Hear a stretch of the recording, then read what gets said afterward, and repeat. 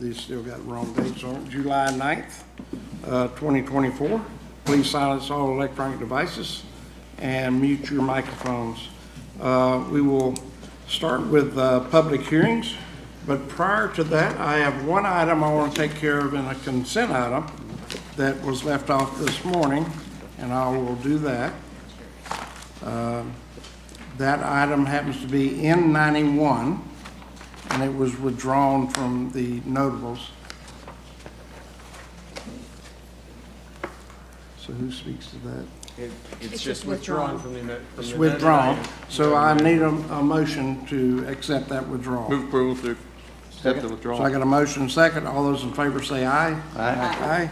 Motion passed 5-0, so that brings us up to speed. So you'll know how we're going to carry on this afternoon with public hearings. We're going to start off with our regular public hearings, and prior to public hearing number 51, we will do regular item 46, which is our trim notice. We have to do that prior to doing our other P items. Okay, so right now we'll start with P48. Item P48 was published in the Tampa Bay Times on June 5th, 2024. Thank you, Mr. Chairman. Notarios Pitos, Planning and Economic Growth Department. Item P48 is an ordinance that creates Section 1106 car wash facilities standards. This is being recommended for a continuance to the August 6, 2024 BCC meeting at 1:30 p.m. in Dade City. Okay, I will entertain a motion for that. Move to continue. Second.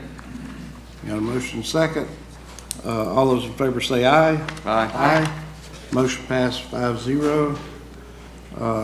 Move on to P49.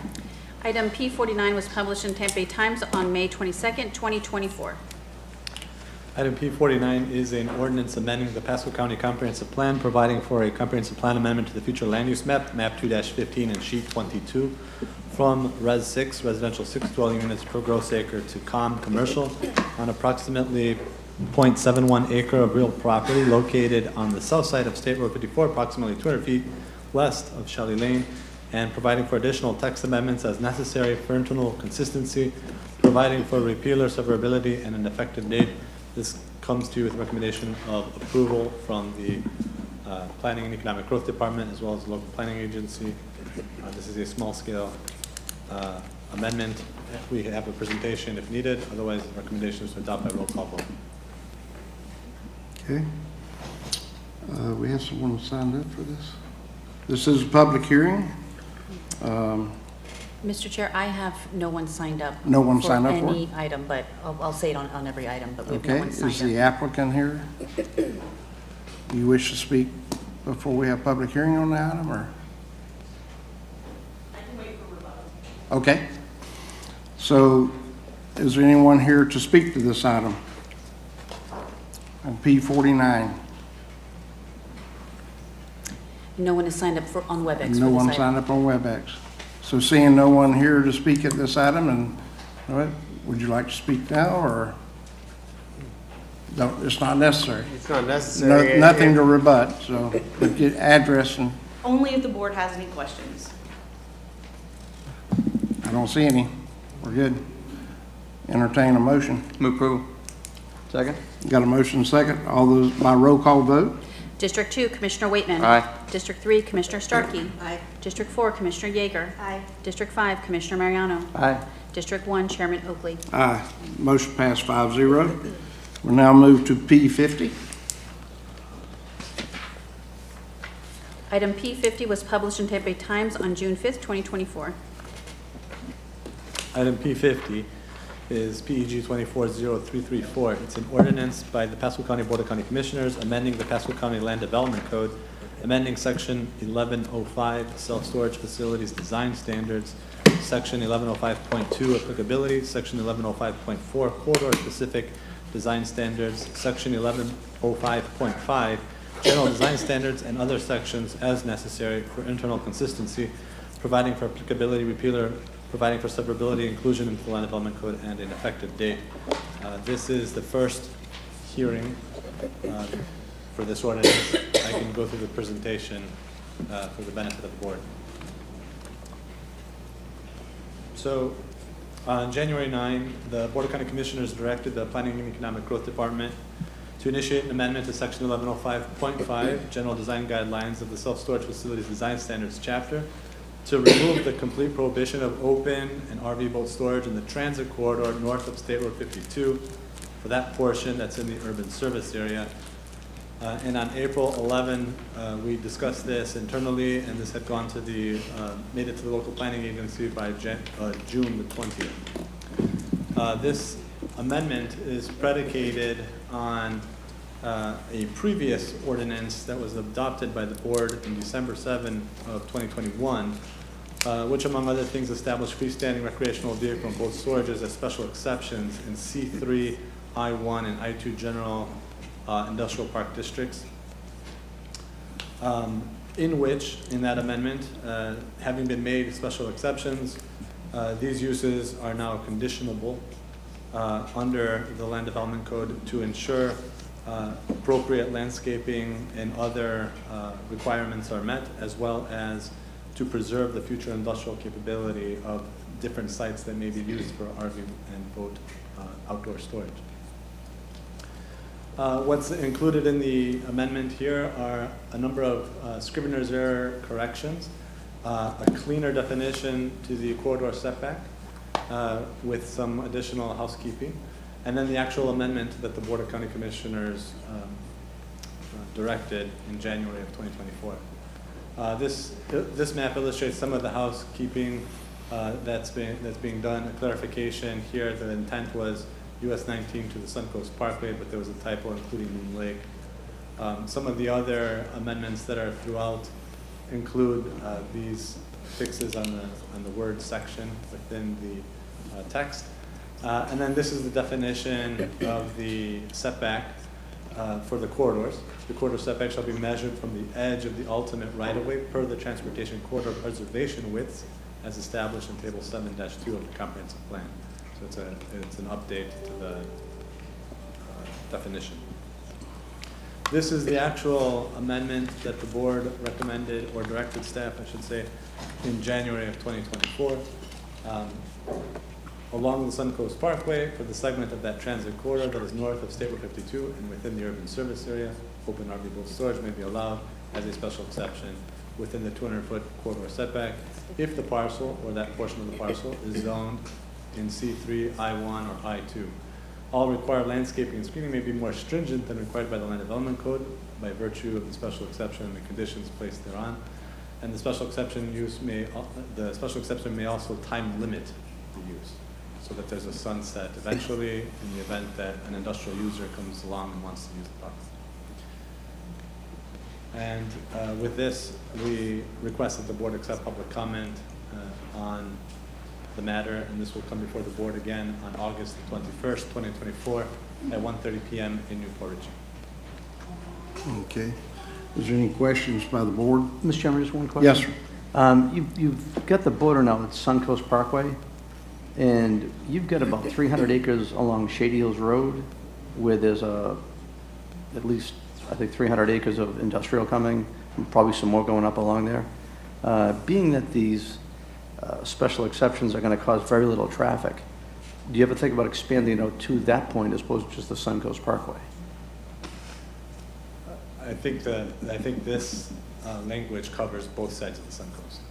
So So how those far- 300 acres will be included in that. All right, so how far past the Suncoast are you making this boundary? Well, it's saying that within the 250 feet of the corridor, there's a prohibition, except for that portion that is north of 52 along the Suncoast. So that 250 feet sort of disappears north of 52 along the Suncoast on both sides. All right, but again, the Suncoast Parkway is to the west of Shady Hills Road. Yes. Yeah. So does this have anything to do with that, or did I need to change that? It won't affect anything along Shady Hills Road. Okay, all right, I'm good then. Okay. Thank you. Any other questions?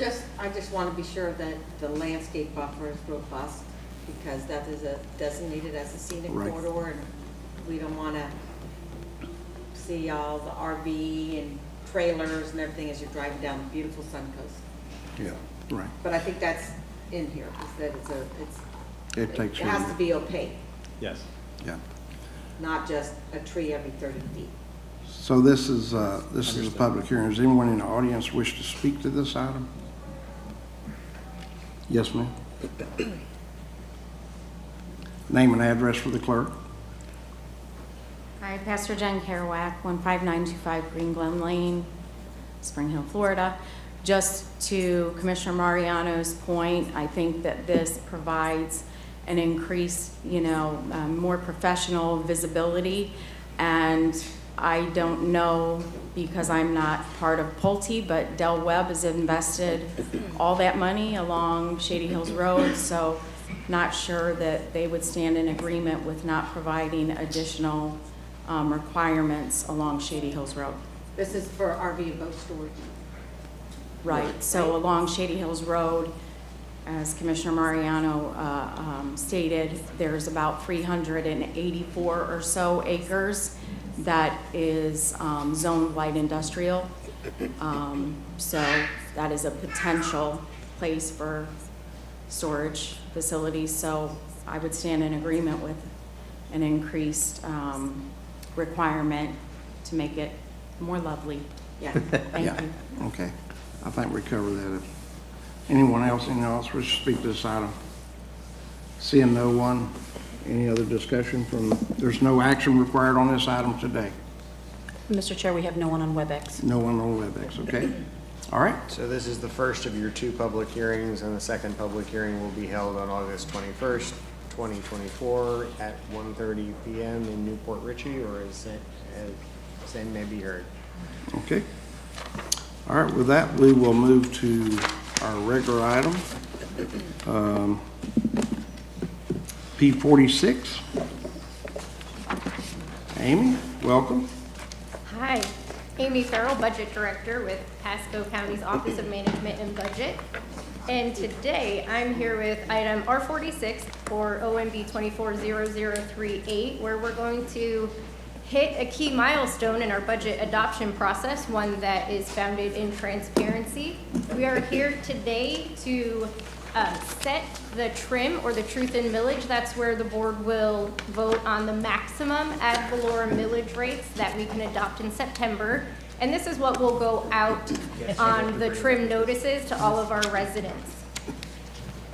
And so we're looking for general operating millage, fire MSTU, the millages associated with our general obligation bonds, the roads rehabilitation MSTU, and our parks capital maintenance MSTU.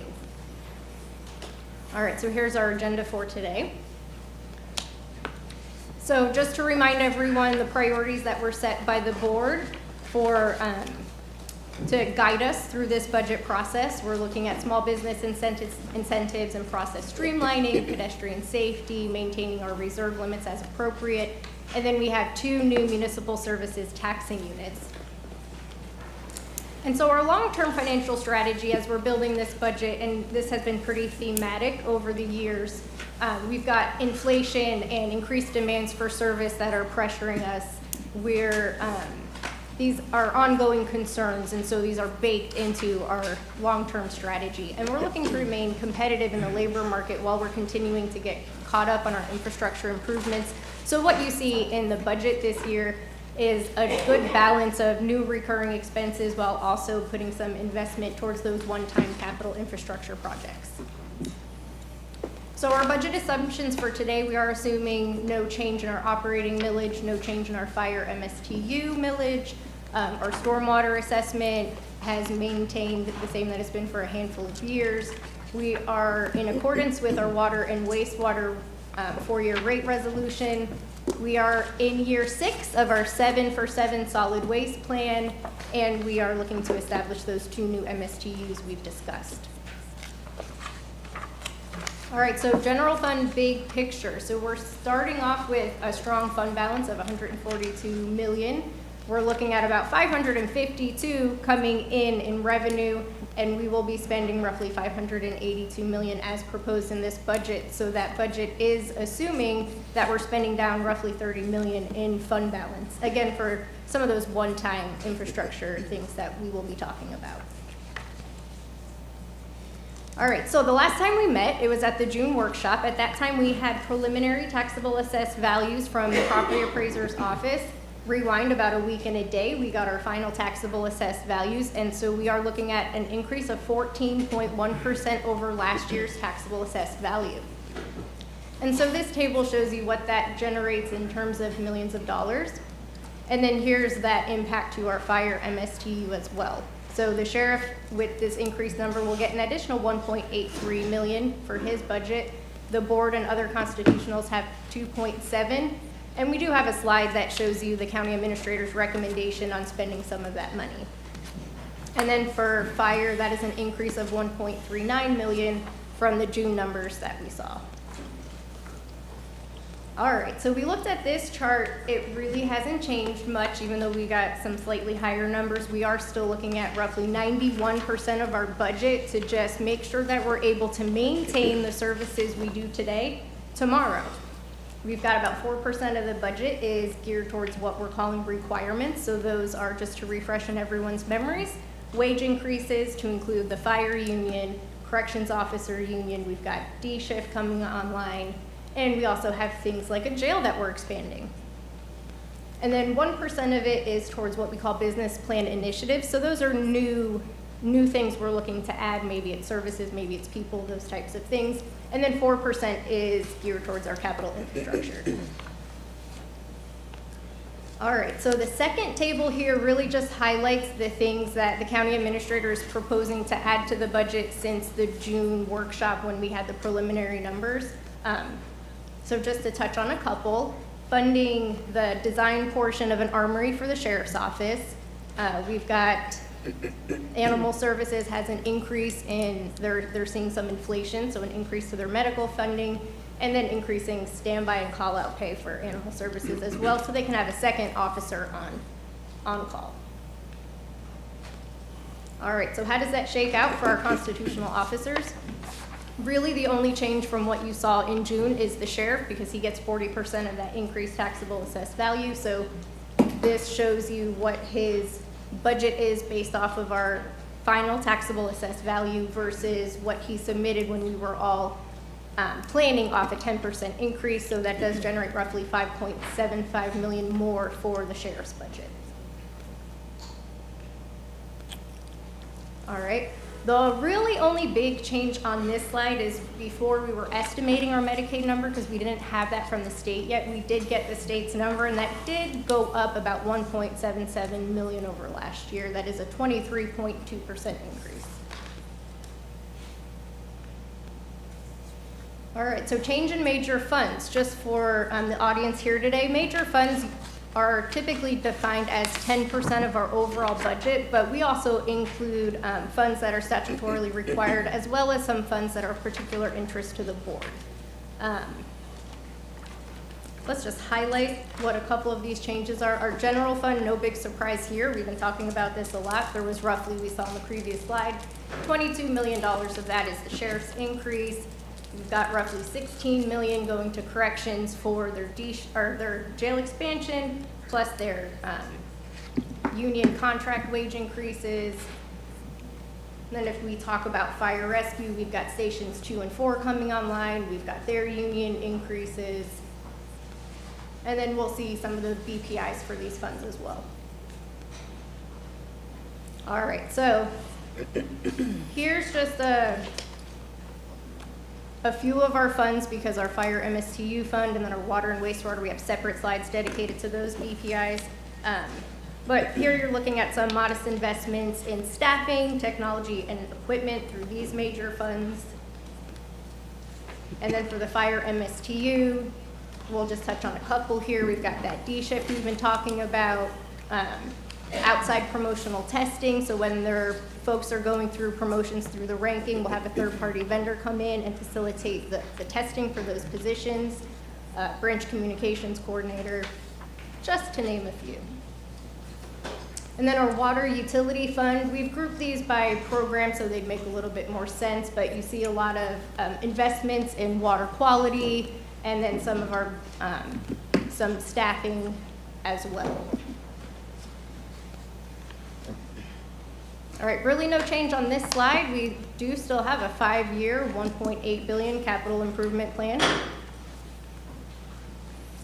And then there's our 5-year transportation engineering capital plan. Again, this is the same as we walked through at the workshop, so I won't spend too much time.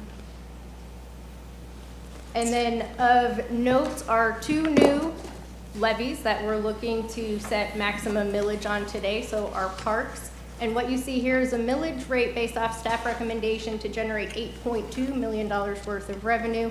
And then for the roads, staff recommendation for $24.8 million of revenue generated, the millages that would generate that revenue. And then your second to last column shows you the cost per $100,000 worth of taxable assessed value. So that is scalable if you do the math based off of what your home taxable assessed value is. That'll get you close to what you would be paying. And then our median, the cost for a median valued home is that final column, and the median home value is $163,579. All right, so what have we done so far in the budget cycle? Well, February, we got to hang out, we talked about revenue. In March, we briefed each of you on what the status of the general fund looked like, our fire MSTU, and then we went into meetings with county leadership, the county administrator, and we worked through refining those budgets. June, we had a workshop, and now July, we're here to set trim and the date for our first public hearing. All right, so our recommended board action for today is to approve the proposed millage rates for trim, and remember that is the maximum value for the millage rates. We can go down in September, we just can't come back up. And then to set our first public hearing for September 3rd at 5:15 here in Dade City. And yes, we did check, it does not conflict with the school board. Yay, team. That has happened. I had a note that said, make sure you say that.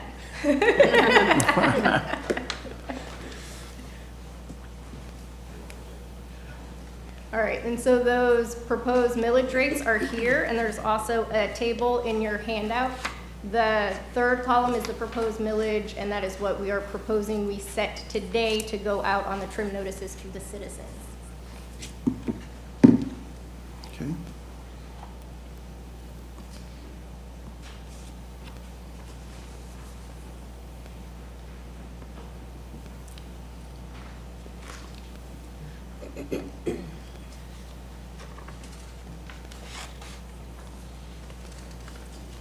Mr. Chairman, Yes, sir.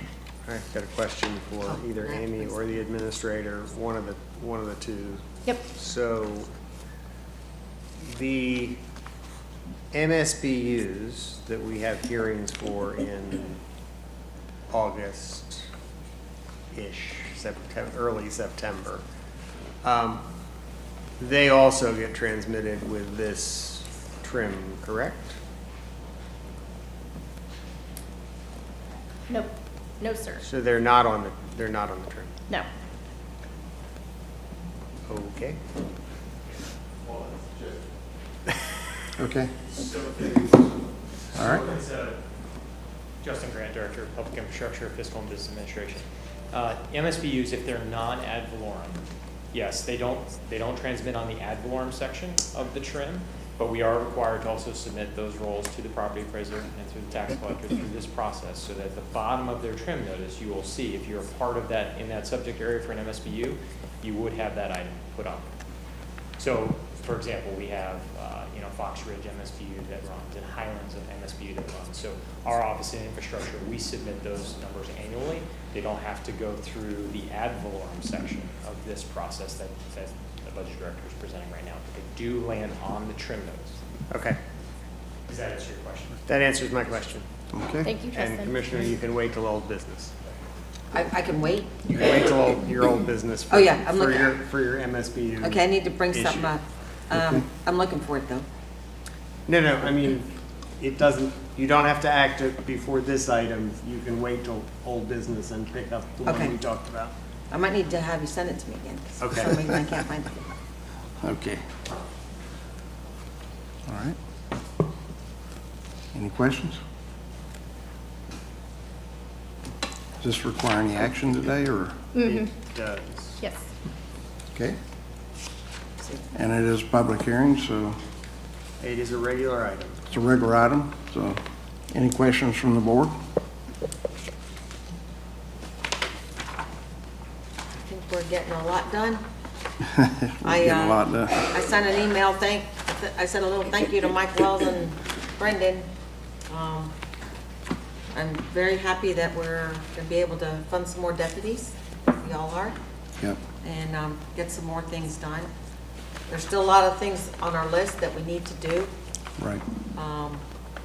There's never enough money to do everything, but I think we're fortunate to be a growing county and to have some money that we can get some of these important projects done. Okay. Entertain a motion? If there's no board discussion, your motion would be approve the proposed millage We don't take rates. public comment? No, it's a No. regular item. Regular item. Approve the proposed millage rates, authorize notification to the property appraiser and tax collector of the proposed millage rates, and schedule the first public hearing at the historic Pasco County Courthouse, 37918 Meridian Avenue, Dade City, Florida, on September 3rd, 2024 at 5:15 p.m. So moved. Okay. I got a motion Second? and a second. This is not a roll call vote, or is it? No. It is not. No. Okay, all in favor say aye. Aye. All opposed, like sign. Motion passed 5-0.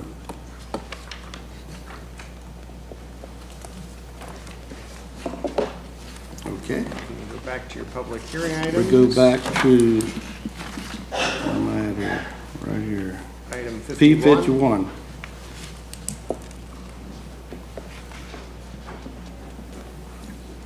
Yes, sir. Sorry, let me go ahead and read publication. Item P51 was published in the Tampa Bay Times on June 26, 2024. Justin Grant, Director of Public Infrastructure, Fiscal and Business Administration. Okay, so I'll read full title. Item PIFA 24-0379 is an ordinance providing for the termination of certain local road paving assessments, PVAS, providing for a waiver of Section 94-18 of the Pasco County Code of Ordinances, providing for administrative relief, providing for a waiver and suspension of interest, providing for severability, providing for limitations on actions, and providing for an effective date. And we wished for you to approve the trim so that this item could be funded. Right. Thank you, County Attorney. Yeah. Yes, sir. Okay. All right, so jump right in here. So brief history lesson. We've been doing this here for the last couple board meetings, so I know we've all been enjoying our series of actions necessary to take this here for the next tax year. So back on June 18th, the BCC did adopt the Road Rehabilitation Services, MSTU, taxing, this is ordinance number 24-31. This replaced previous ordinances 22-64 and 23-35. You can see the different things that it expanded, and so that has been adopted. One of the key things that this board asked staff to go back and do was to return with a plan to retire the PVAS program and determine the costs and implications. We worked together with the County Attorney's Office to understand that we needed to come back and pass an ordinance to provide this board the legal authority and the structure necessary to take those actions. That's what we're presenting to you today. All right, so what does this do? This terminates the principal and interest to be assessed that has not currently been assessed to residents for PVAS that is outstanding. So past due balances and associated liens should remain on the property. That's for delinquent ones. And it does suspend the interest accrual as of the effective date of this interest. And so we'll note here that last bullet there that delinquent assessments will still remain in effect, but they won't continue to accrue interest, which is one of the biggest things that happens with those. They accrue interest in large balances. All right, furthermore, this ordinance delegates the authority of the county administrator or his designee to waive delinquent interest and delinquent assessment if they choose to pay those balances in full. This also authorizes administrative relief for persons or entities that prepaid a principal amount greater than what was due on the amortization schedule for the project. And then it also authorizes the county administrator designee to perform all the necessary actions that we have to take. And there's a myriad of them to go ahead and implement this. A couple examples there: cessation of billing on projects. We have to release liens. We have to remove encumbrances in the public records. So there's a number of things that we have to do to clean up those records to execute this. All right, so I know one of the biggest questions that happens with a measure this large is, what are the cost implications? And so we've got a table here that we've aimed to try and summarize that here. And I think you've all seen a lot of these numbers here before, but you can see they're waiving current principal. That's about $8.1 million, right? And associated interest is about $400,000. That's on 131 projects that are outstanding. There's some costs here to reimburse some projects that were done through the CDBG grant block fund. We have to do that per the regulations in the CDBG program. We also have to waive the bill. We're also waiving the billing of completed projects. There's 16 of those, and you'll hear at the very end of this presentation, there are 2 items that are on the agenda. I believe it's P60 and P61 that staff will ask for the withdrawal of those items at the completion. If this item is approved by this board, those would be the billing of the east side and the west side projects that are completed. That historically every year we come and we put those projects on the roll. Those have not yet been billed to residents. And so then you've got 3 projects that didn't yet get NTPs going out the door, and so those will shift and enter the prioritization matrix that we've outlined to this board for the MSTU. And then finally, there's up to almost $6 million worth of costs that are associated with the administrative relief outlined in this ordinance. So, final recommendation, this is a public hearing, so we'll accept public comment and propose the adoption of the ordinance.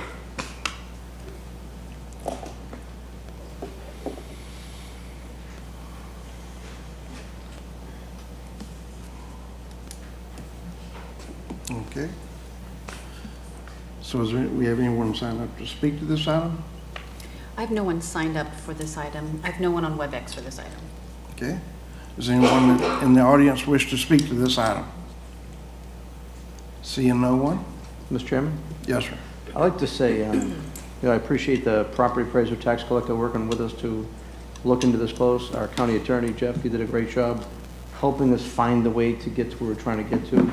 Right. I know for years, boards well before us struggled with how to get the roads done. For years, I voted on the road and bridge tax, which always funded 0. Didn't even know I was there, but it was there. I think the action that this board looks at taking right now is something that's going to be for the long-term benefit for Premier County. It's the right move. I move to approve. And I'll second that and under discussion. Okay. I want to be sure that we have the information out there. I'm kind of surprised we didn't have an information page already.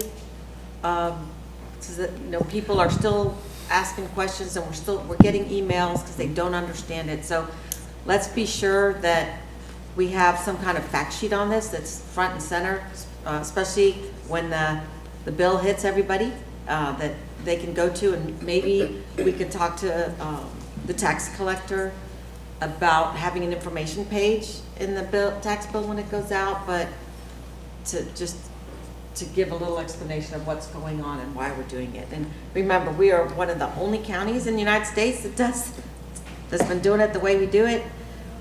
It's a really bad program. It pits neighbor against neighbor, and 50% of the time it fails, even though the roads need desperate help. And it's cheaper in the long run because we'll be able to keep these roads in better shape for a longer time. So it's really a win-win for everybody. It'll be a change. It'll be a difference for everyone. We don't collect tax money for road paving, as someone mentioned about, was it the gas tax? The gas tax is potholes and tree limb removal and things like that. It's not paving of local neighborhood roads. So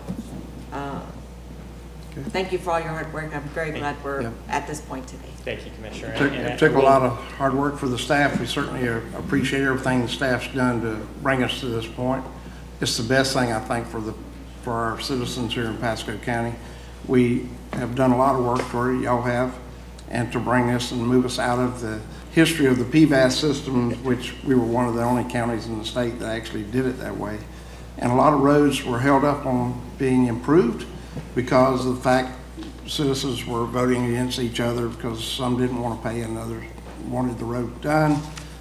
This way, everybody is paying in. When somebody tells you in the future they're paying taxes for paving their road, they are telling you the truth. In the past, they have not, but this is the best way to go for our citizens, and our roads will get better and better as we move forward. So thank you for that.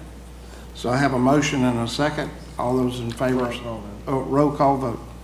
District 2, Commissioner Waitman. Aye. District 3, Commissioner Starkey. Aye. District 4, Commissioner Yeager. Aye. District 5, Commissioner Mariano. Just want to say, Justin, you and your team, phenomenal job. Thanks for listening and getting it done. Mike, great job. Aye. District 1, Chairman Oakley. Aye. Motion passed 5-0. Okay, thank you. So before I depart, I do want Okay. to read into record here, we do have the two items that, now that the board has chosen to approve this item. So items P60 on your agenda, which is PW 24-0058, as well as P61, which is PW 24-0059. Staff's recommendation is to withdraw those items and not place them on the tax bill as a result of the actions here. And Commissioner Starkey, to respond to your request, we are already working with Media and Communications, and we do plan on getting a release out this week to communicate with that. We've also articulated with the property appraiser and the tax collector.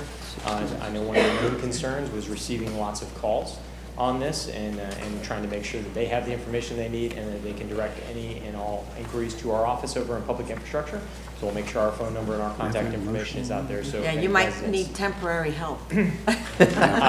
Yes, so everyone listening and everything like that, please, if you have PBAS direct questions, right, the best folks to help you is our team in public infrastructure. Thank you, Commissioner, for the congratulations for them. They've done an amazing job. Property appraiser and tax collector certainly do field those as they normally do, but we're the best ones. They're going to be referring those over to us, so please give us a call first.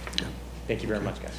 Now, do I need to take a motion for these two items? Or No, they're, Just staff automatically has withdrawn? requested that they be withdrawn from the agenda, so the board won't take action on them, and so they won't go on the tax bill. Okay, all right. So, Mr. Steinsteiner, if you'll give us public hearing information. I will be glad to, Mr. Chairman. There are two rezoning agendas, regular and consent. Staff will present each application to the Board of County Commissioners. If staff or Planning Commission has recommended approval and there is no opposition, the application will be considered by the board without further presentation. If staff or Planning Commission has recommended denial, or if there is opposition to the application, the applicant will be given 5 minutes for presentation. The opposition will be given 3 minutes for each individual or 5 minutes for a group representative, and the applicant will be given 3 minutes for rebuttal. Any individual disagreeing with staff or Planning Commission recommendation, or anyone wishing to object to any condition of the rezoning, may at this time request the petition be pulled from the consent agenda, in which case that application will be heard under the regular agenda later on during the meeting.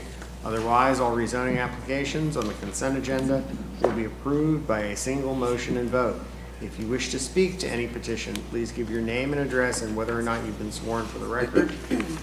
These are quasi-judicial public hearings. The law in Florida is that mere public support or opposition of an application is insufficient for this board to take action. Please limit your comments to those criteria found within the board's land development code for rezoning. Madam Clerk, would you like to swear the public in?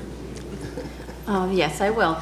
If you're here to speak on any of the items on the public hearing, any of the remaining items, if you could please stand and I will swear you in.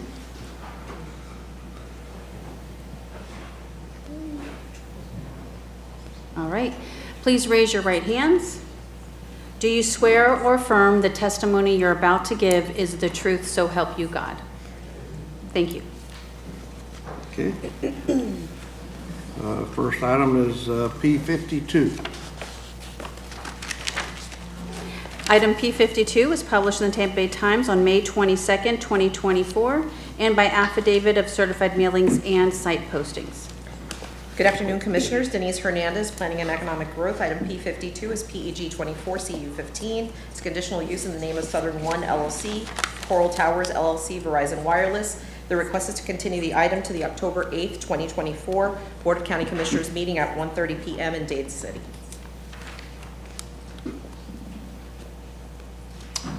Okay, any, Move to continue? Second. got a motion and a second to move to continue? All those in favor say aye. Aye. Motion passed 5-0. Move on to P53. Item P53 was published in Tampa Bay Times on March 20th, 2024. The item was continued from May 7th, 2024 BCC meeting to today.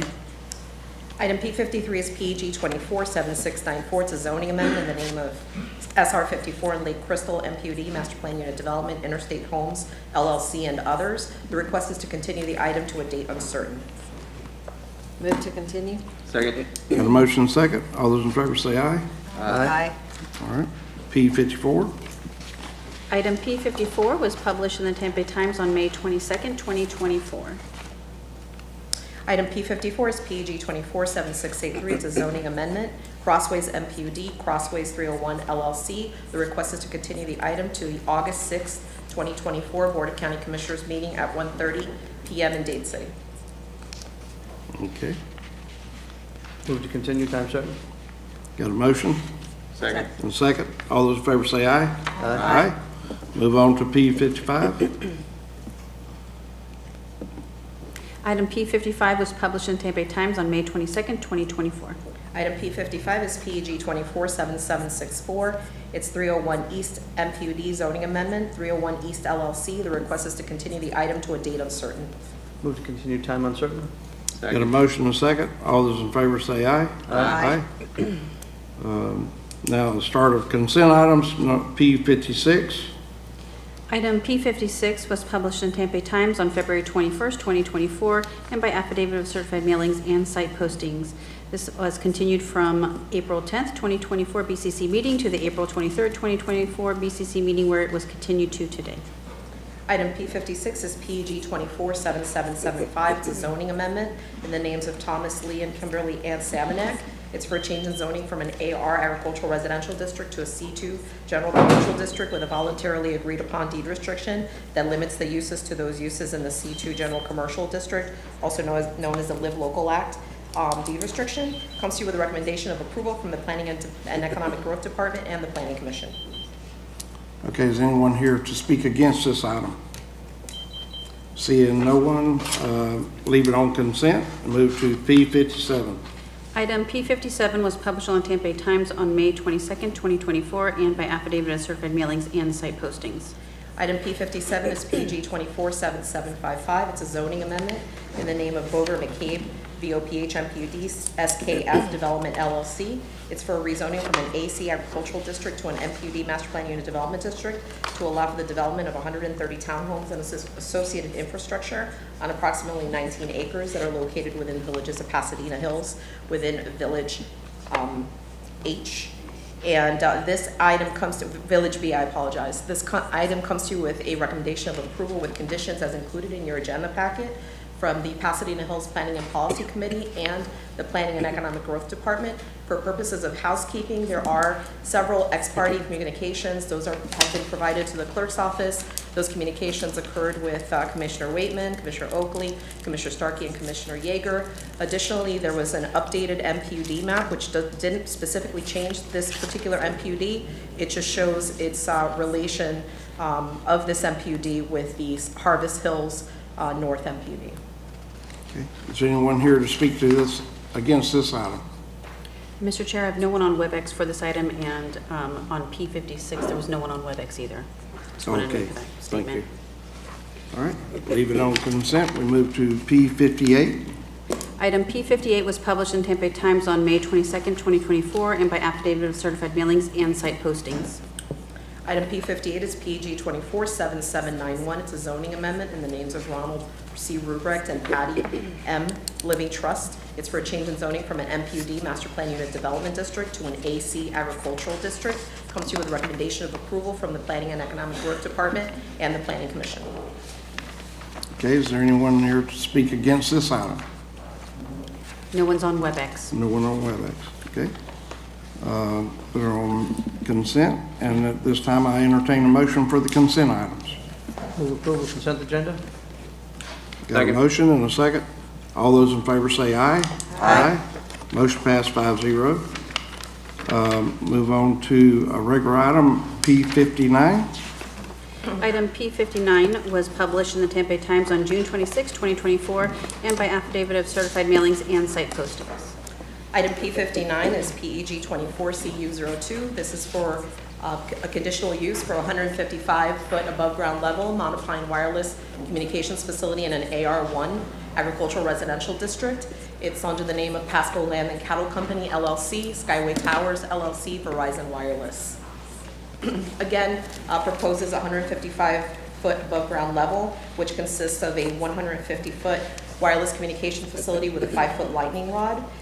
It is going to be a monopine design, and it's going to be suitable for the co-location of 3 additional carriers, and then with the anchor tenant, that will be a total of 4 carriers. This is proposed to be located along the southwestern portion of the property within a 6,400 square foot fence compound area, 10,000 square foot leased area. The overall site is 160 acres, and it is located in central Pasco County on the north side of Green Willow Run, approximately 2,000 feet east of Quail Hollow Boulevard. This is the site location in central Pasco County. It is not located in the urban service area, and it's also not within any of the rural areas. This is showing the surrounding zoning. The current zoning is AR1, Agricultural Residential District. Same to the east. To the south, there is a parcel that is zoned AR to the west, and the other parcels that are zoned AR1 to the west, and AC, Agricultural District, to the north. Future land use is Res 1 to the south, east, west, and then conservation to the north, which is consistent with that some of this area is within an ecological planning unit. This is the site access. So the access to the overall site is from Green Willow Run to the compound lease area will be provided 30-foot wide ingress and egress and access easement and utility easement, and that's going to be located off of Green Willow Run. This is the surrounding area, again showing you where portions of the property are within the ecological planning unit. The yellow dot in that section showing where the general location of the facility and the fence compound, which is approximately to the fenced area will be 50 feet, and to the actual tower location would be about 114 feet from the front property line. This is the prior site plan, so we've kind of gone through this process from December of last year. So originally, the site was proposed as a monopole, which basically has the antenna showing outside, and the tower, the actual mast, located within the center portion of the fence compound area. The application was modified in December late December of last year to actually be a monopine, and for the actual antenna structure, the mast, to be located within the northeastern portion of the compound. Part of the application requirements is for the applicant to show photo simulations, which are basically where an actual balloon is floated in the air, and it would show what the location would look like before, without the wireless communication facility, and then after with the wireless communication facility. So they're required to submit 4 photo simulations. This is a photo simulation. The left, of course, is without the wireless communication facility. The right is with the wireless communication facility. This is if you're standing right in front of the actual parcel. So it's facing north towards the tower location from Green Willow Run. The second photo simulation is facing east towards the proposed tower location from Green Willow Run. As you can see on the left, you don't see the actual monopine. On the right, the monopine is peeking up over the existing vegetation that's in that area. Third photo simulation is facing northeast towards proposed tower, and that location is from Green Willow Run, and again, without and with. And then the fourth photo simulation is facing west towards the proposed tower location from Green Willow Run. On this application, and it has been included in the record, there are several letters of objection. There's also several ex parte communications that are objections, and also several ex parte communications from the applicant. In addition, I did provide to the clerk's office, those were submitted to me just yesterday and the day before, last week, after the agenda was due. I have ex parte communications from Commissioner Yeager, from both objectors and from the applicant. So those have been submitted to the clerk's office. With all our wireless communications facilities, these are reviewed by our outside consultant, which is Omnicom Consulting Group. The outside consultant did agree with the radio frequency assumptions of the application and stated that we should recommend approval based on RF radio frequency information. So this comes to you with a recommendation of approval with conditions as included in your agenda packet for both the Planning and Economic Growth Department and the Planning Commission. And I'm here if you have any questions. Mr. Chairman? Yes, sir. Denise, can you put up the demonstration as far as what the coverage improvements will be? I believe the applicant will have that in his presentation. Okay.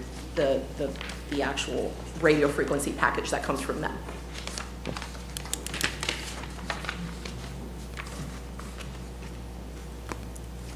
You're satisfied with hearing from the applicant? That's their data, so Yes, I'd their let data. them present it. Yeah. Okay. So this is a public hearing, and applicant come forward and present.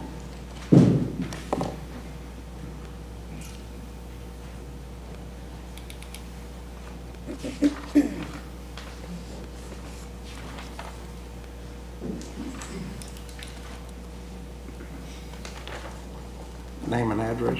Hi, good afternoon. James Johnston with Schutz & Bowen, 300 South Orange Avenue in Orlando, 32801, on behalf of the applicant. And I had submitted, And you have been sworn? and I have been sworn, yes, sir. Thank you.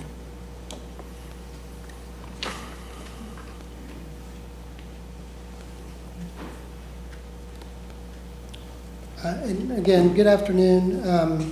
I know we're all, other than Commissioner Yeager, I know you're all familiar with this project. I think this is the third hearing we have come in front of you with. And so first I want to say thank you to Denise and staff for all their help through this process. Also, I wanted to let you know I have with me Harold Timmons, who's with TEP and is the site acquisition consultant for this project. And I'm not going to spend much time on this because Denise did such a good job pointing out or covering the request. I will note that this tower will be owned by Skyway Towers with Verizon Wireless as the anchor tenant, and that the new towers being proposed because there are no existing towers or structures in Verizon's area of need on which the antennas could be located. Closest tower is 1.25 miles away. And as Denise outlined, we first came before you on October 10th. There was a request at the time to continue the matter from the board to allow the applicant to look or to check with the property owner to see if it was possible to relocate their site on the property. We did check with the property owner at that time, and they did not want to amend the lease and change the lease area. After the January 9th hearing, we again checked with the property owner after the deadlock, and again, they did not want to amend the lease. And to be thorough on this, we checked again before this hearing just to make sure, and again, they did not want to amend the lease. So we are here with what was the original application. And so we did make changes, as Denise started to outline, from the original proposal in December, and these were done again within what we could control. Obviously, as I just mentioned, we could not move the site within the parent parcel, so we had to look at it and what we could do to try to address some of the board concerns and neighbor concerns as best as we could. First, we changed it from a monopole to a monopine to be more consistent with the surrounding area. We moved the tower to the northeast corner of the lease area, as far away from the closest property lines as we could do under our lease. Again, we know it's not a huge move, but again, it's what we could control and what we could do. We created a no clearing buffer area within the lease compound around the compound. We also changed the driveway angle So instead of coming straight on, it comes in at an angle because there are significant trees along the frontage, and this would provide less view of the actual compound with the angled driveway because there will be trees in front and back. And we located it on the property on the uplands, which minimizes environmental impacts, as is favored by Pasco County Code. These are, as Denise showed, these are the current plans. You can see on the top left the angled driveway, the landscaping around the tower compound, the top right, how the tower was moved to the northeast corner, and at the bottom, the monopine design. We also, after the October hearing, based on comments or concerns from the neighbors about reductions to property values, we had a MAI certified appraiser prepare a report, which is, I know part of the record was submitted back in January. And the extensive study found or concluded that market evidence consistently shows no impact on market value of properties based on proximity to a communication tower. Study included, he spoke with the Pasco County Property Appraiser's Office. They do not take proximity to a communication tower into consideration in assessing property values. And then I think importantly, taking a look at the code, your code recognizes the importance of communication towers as necessary infrastructure by allowing them in all future land use designations as either permitted or by conditional use. Importantly, it does not restrict towers, or some codes will not permit towers within certain residential districts and things like that. Your code does not. Your code also encourages the use of existing towers or structures if available. As in the reports, they were not available, so that is why we do a new tower, or we're proposing a new tower. It encourages towers to be located and designed to minimize adverse visual impact.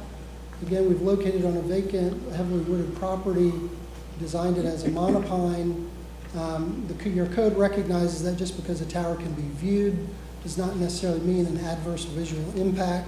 That's in section 1002.1.a and 1002.7.b.1.a.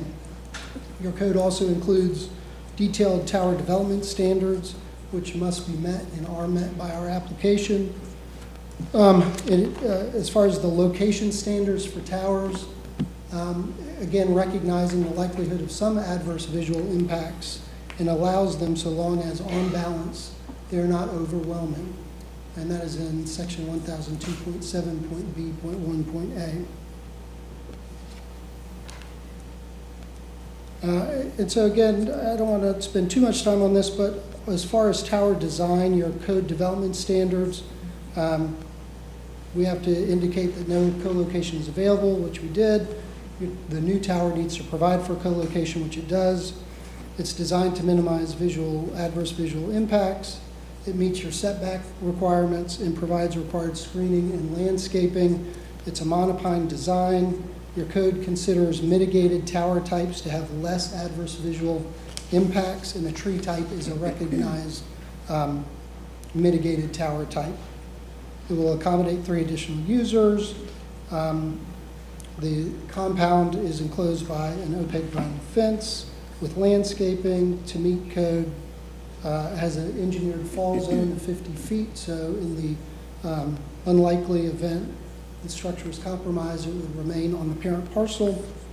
It will be accessed from Green Willow Run. As I showed, the angled driveway will help reduce the view of the compound from the road.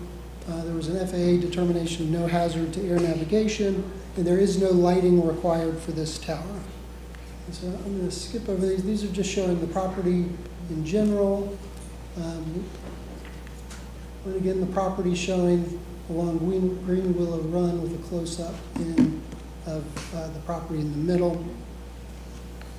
And Verizon RF documentation was submitted outlining the need for the tower at the proposed height in this area. No existing tower as mentioned. It's always our first choice to co-locate instead of having to go through the process of permitting a new tower. It's designed to deal with existing and future coverage and capacity needs in the area, and will also help to offload Verizon facilities in the surrounding area. The improved service promotes health, safety, and welfare, we believe, in the surrounding area, with over 80% of 911 calls now being made from wireless devices. Improves E911 Phase 2, and also there are certain Pasco County first responders, including the sheriffs, who utilize Verizon services. And again, these are in your packet. This is the Verizon, I think, Commissioner Mariano, getting to what you were talking about. This is from excerpts from the Verizon RF documentation that was submitted. It shows these are the sites, Verizon sites in the surrounding area. I will note that they are all taller than what is being proposed with this tower. Unfortunately, with wireless communications, you need to be in proximity to where the need is. And that is what we're dealing with here. Here are the maps, Commissioner Mariano, that I believe you were referencing, and we can come back to and talk to you about those. I do think it's important, as Denise mentioned, that your code recognizes the complexity of a tower application, the RF situation, and so for Tier 3 reviews, it requires an outside third-party expert. The county did hire one who reviewed, analyzed, and evaluated the application for compliance with the code, and recommended approval of the conditional use, and it determined there were no existing towers or structures in the needed area, and it agreed with Verizon's RF coverage maps, and that the tower will significantly improve Verizon's coverage in the area of need. For property selection, Verizon has a search ring, and then it has a tower company that then goes out and looks for potential properties within that search ring. And they reached out to 11 different properties, received 2 responses, and we ended up with this one as the one that Verizon selected as the most appropriate to resolve their issues. And I know I'm running out of time, so I just will quickly show, obviously we have wetlands and floodplains significantly in that area, which these maps show, that we're trying to avoid on the property, and your code includes minimizing environmental impacts. And so just in conclusion, we've been through this and we've gone through it with staff and the outside experts recommended approval. So has the Planning Commission, and we would just ask for your consideration on this conditional use matter today. Appreciate it. Yeah, good. Any questions? Could you go back to the coverage map? Yep. So you have the map on the top right shows what the coverage is before you put the cell tower in. Correct. Next, the one down below it shows the improvement. Correct. And again, this is just one band It's hard to tell. of, there are different bands that serve towers. So this is one band, the AWS band, and it is showing what's been improved. And I know your comment doesn't look like it does much in the area, but again, I think your outside expert did his own. He doesn't rely on this. As you can see in his report, he does his own RF analysis and study and has determined there is the need there. So with that determination, and I agree with you, there is very little improvement on the area, but there is some. So when I look at the big area to the north, you've got a tremendous amount of potential that could be improved if the tower's north. Did you guys ever draw a map to show, if you got the northern part of the same property owner's property, what that coverage area would look like? No, because when the property owner, we first approached the property owner, when the property owner said they would not allow us to move the lease area on that property. Okay. So the property owner didn't want to give you different property options than what he owned, even though we could go substantially up, which would be going far away from a lot of residents that are there objecting to this. When I look at our documentation on page 4 of 10, it says coverage of the need to expand wireless service into an area that either has no service or bad service. The request for service often comes from customers. The information I see with my documentation I get from residents is there doesn't seem to be a big coverage issue to those people. Right. Okay. Let me just keep on going. And it says a good capacity cell site needs to be in the center of a user population, which would ensure even traffic distribution. You guys are so far to the south, you're not capitalizing on this tower as best it could be if it was located to the north.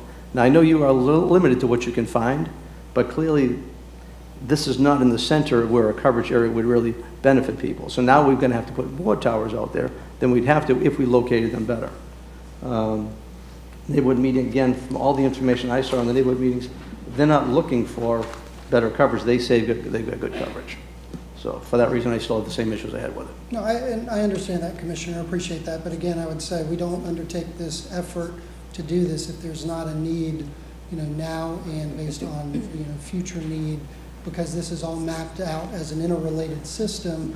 And again, it's not just that coverage that you see there, it's the offloading from the other towers. It improves the entire system, not just that immediate area. Right, but if I'm going to locate a tower, I want to put the most limited amount of towers I can out there to maximize coverage. Where you guys have selected, even if it was only your choices, whatever, it is not the optimum place to put it.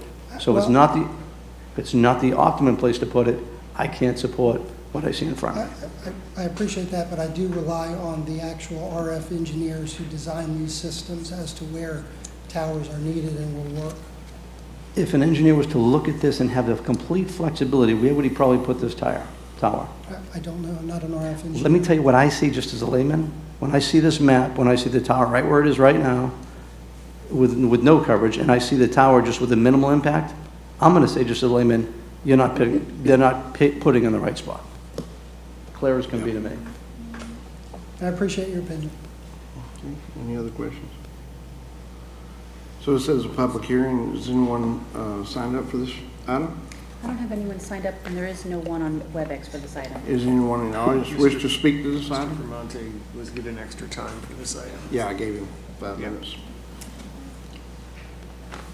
You have 5 minutes, sir. Thank you, Chairman. Name and address. For the record, Paul Famani, 27251 Wesley Chapel Boulevard, Suite 102, Wesley Chapel, 33544. I have been sworn. Before we start the timer, matter of housekeeping, I've been asked to put on the record who I represent as their spokesperson and counsel, having been retained by them. They are the following: the L.A. Famani, 8810 Quail Run Drive, Wesley Chapel; the Donovan family, 26422 Green Willow; the Parnell Vance family, 26435 Green Willow; Brenna Sumter at 8511 Morning Dove Place; the LaMusca family, 262118 Green Willow; Dr. Mara Ricci and Brett Gabardi at 810 Quail Hollow Boulevard, who actually have 3 properties on the corner of Green Willow and Quail Hollow Boulevard, very close to the proposed tower. And last, myself, I do own property on Quail Run Drive. The actual address is protected by state statute. I'll be glad to provide that privately. Thank you. First of all, we are not against cell phone towers. They are a necessary evil in today's society for 911 purposes and other purposes. We are against the placement of the tower in our residential community. We understand the constraints of the Telecommunications Act of 1996. There are only certain things that you can consider.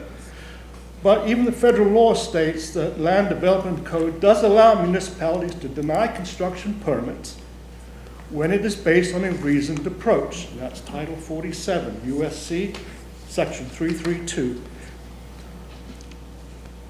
And you also can take into account your own development code, which I will address. So I put it on Green Willow in the middle of the Quail Hollow community. The coverage is not any better, as Commissioner Mariano pointed out. It's not for Quail Hollow. There are no complaints from Quail Hollow that we have inadequate service. And the 240 acres owned by the applicant, Pasco Cattle Company, it's actually a bunch of doctors out of St. Louis who use it for hunting practices. Well, the deer and the hogs that live on those 240 acres don't need better service, they don't even have cell phones. The answer is in Exhibit 1. This is who is going to benefit, not Quail Hollow, not the Deer and the Hawks, Saddlewood, a gated community 2 developments over from us. So why not put it in the middle of their community? They want better cell phone service. Put it in the middle of their gated community and see how they like it. So we look at the Land Development Code. You'll start with 402.3, subsection F, subsection 2. The proposed use will not adversely affect or contribute to the deterioration of the quality of life or property values of the immediate neighborhood. The petitioner brought in their own expert to say that cell phone towers do not affect the value of the property. And as Winston Churchill famously said, there are lies, darn lies, in statistics. Because if that expert had bothered to read an article by Georgia Southern University, which I will submit into the record, they would have found that from 2007 to 2016 in the city of Savannah, Georgia, property values were lessened by 7.6% because of their proximity to cell phone towers. Just use your common sense. You've got a house worth $400,000 and another house worth $400,000. One has a cell phone tower right next to it, 155 foot. Which house do you think that purchaser is going to purchase? If they're in their right mind, that is. Let's move on to Land Development Code 402.3, subsection F, subsection 3. The proposed use is inconsistent with the character of the surrounding area, including the existing land use patterns. There is a reason why we see cell phone towers along major thoroughfares. 54, 52, Old Pasco Road, I-75. That's where we expect to see them, along with telephone poles and power poles. But they want the placement of cell phone tower on the southwest corner closest to Green Willow. Exhibit 2, please.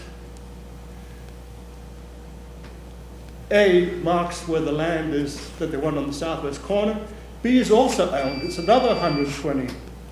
And C actually is land owned by the county that you could provide to them to get their cell phone tower.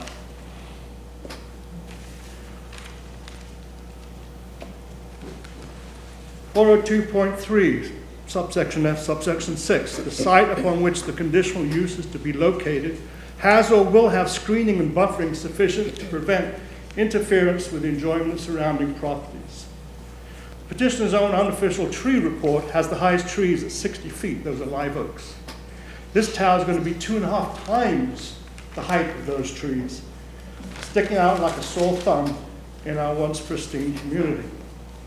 I'm going to ask for additional time, probably about a minute, so that our 7 households can be heard. Many Quail Home residents have lived in this community for over 30 years, myself included. We bought when Wesley Chapel was Saddle Brook and the post office. And look what's happened since then. We bought there to escape the urban sprawl.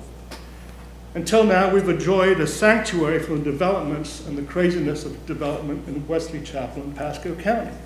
We chose rural spaces over vibrant places.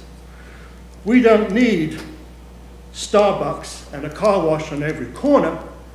We want to enjoy the deer and the red-shouldered hawks and our horses and our pigs and our dairy goats that we have on our property. We don't want to be looking at a 150-foot tower sticking out like a sore thumb.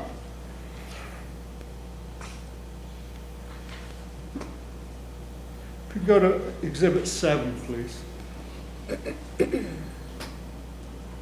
Conveniently, the petitioner took a photograph that doesn't show the top of the tree. But when Verizon goes back to their corporate offices out of state, when the tower company goes out to their corporate offices out of state, when the doctors start collecting their lease money out of state in St. Louis, the residents of Quail Hollow will get up every morning and look at Exhibit 8. You tell me that's not a single-digit salute to us as a community. And it's not even in our benefit. It's for the benefit of Saddlewood, a gated community. So why are we treated like the red-headed, illegitimate stepchild at the final reunion for the benefit of a community that doesn't give a darn about us? I ask that the exhibits that I've been shown, put in and received and filed for the record. Mr. Chairman? Yes, sir. Quick question, do you want also your testimony to be submitted for the record as well? Correct. Okay. Move approval? Second. I'd also ask that the commissioners consider the many, many emails that have been sent in opposition, and I'll be glad to answer any other questions, but many Have they got cannot a be here motion? today Yeah. because they're working. And that's why they retained me to act as a spokesperson. Have a motion and a second to accept the exhibits. All those in favor say aye. Aye. Aye. Motion passed. Thank you. Thank you. Oh, Judge for money. Clerk. Right here. Clerk, sir. Right over here. Okay. Oh, okay, gotcha. If you say it's a positive exhibit, I have no objection. Okay.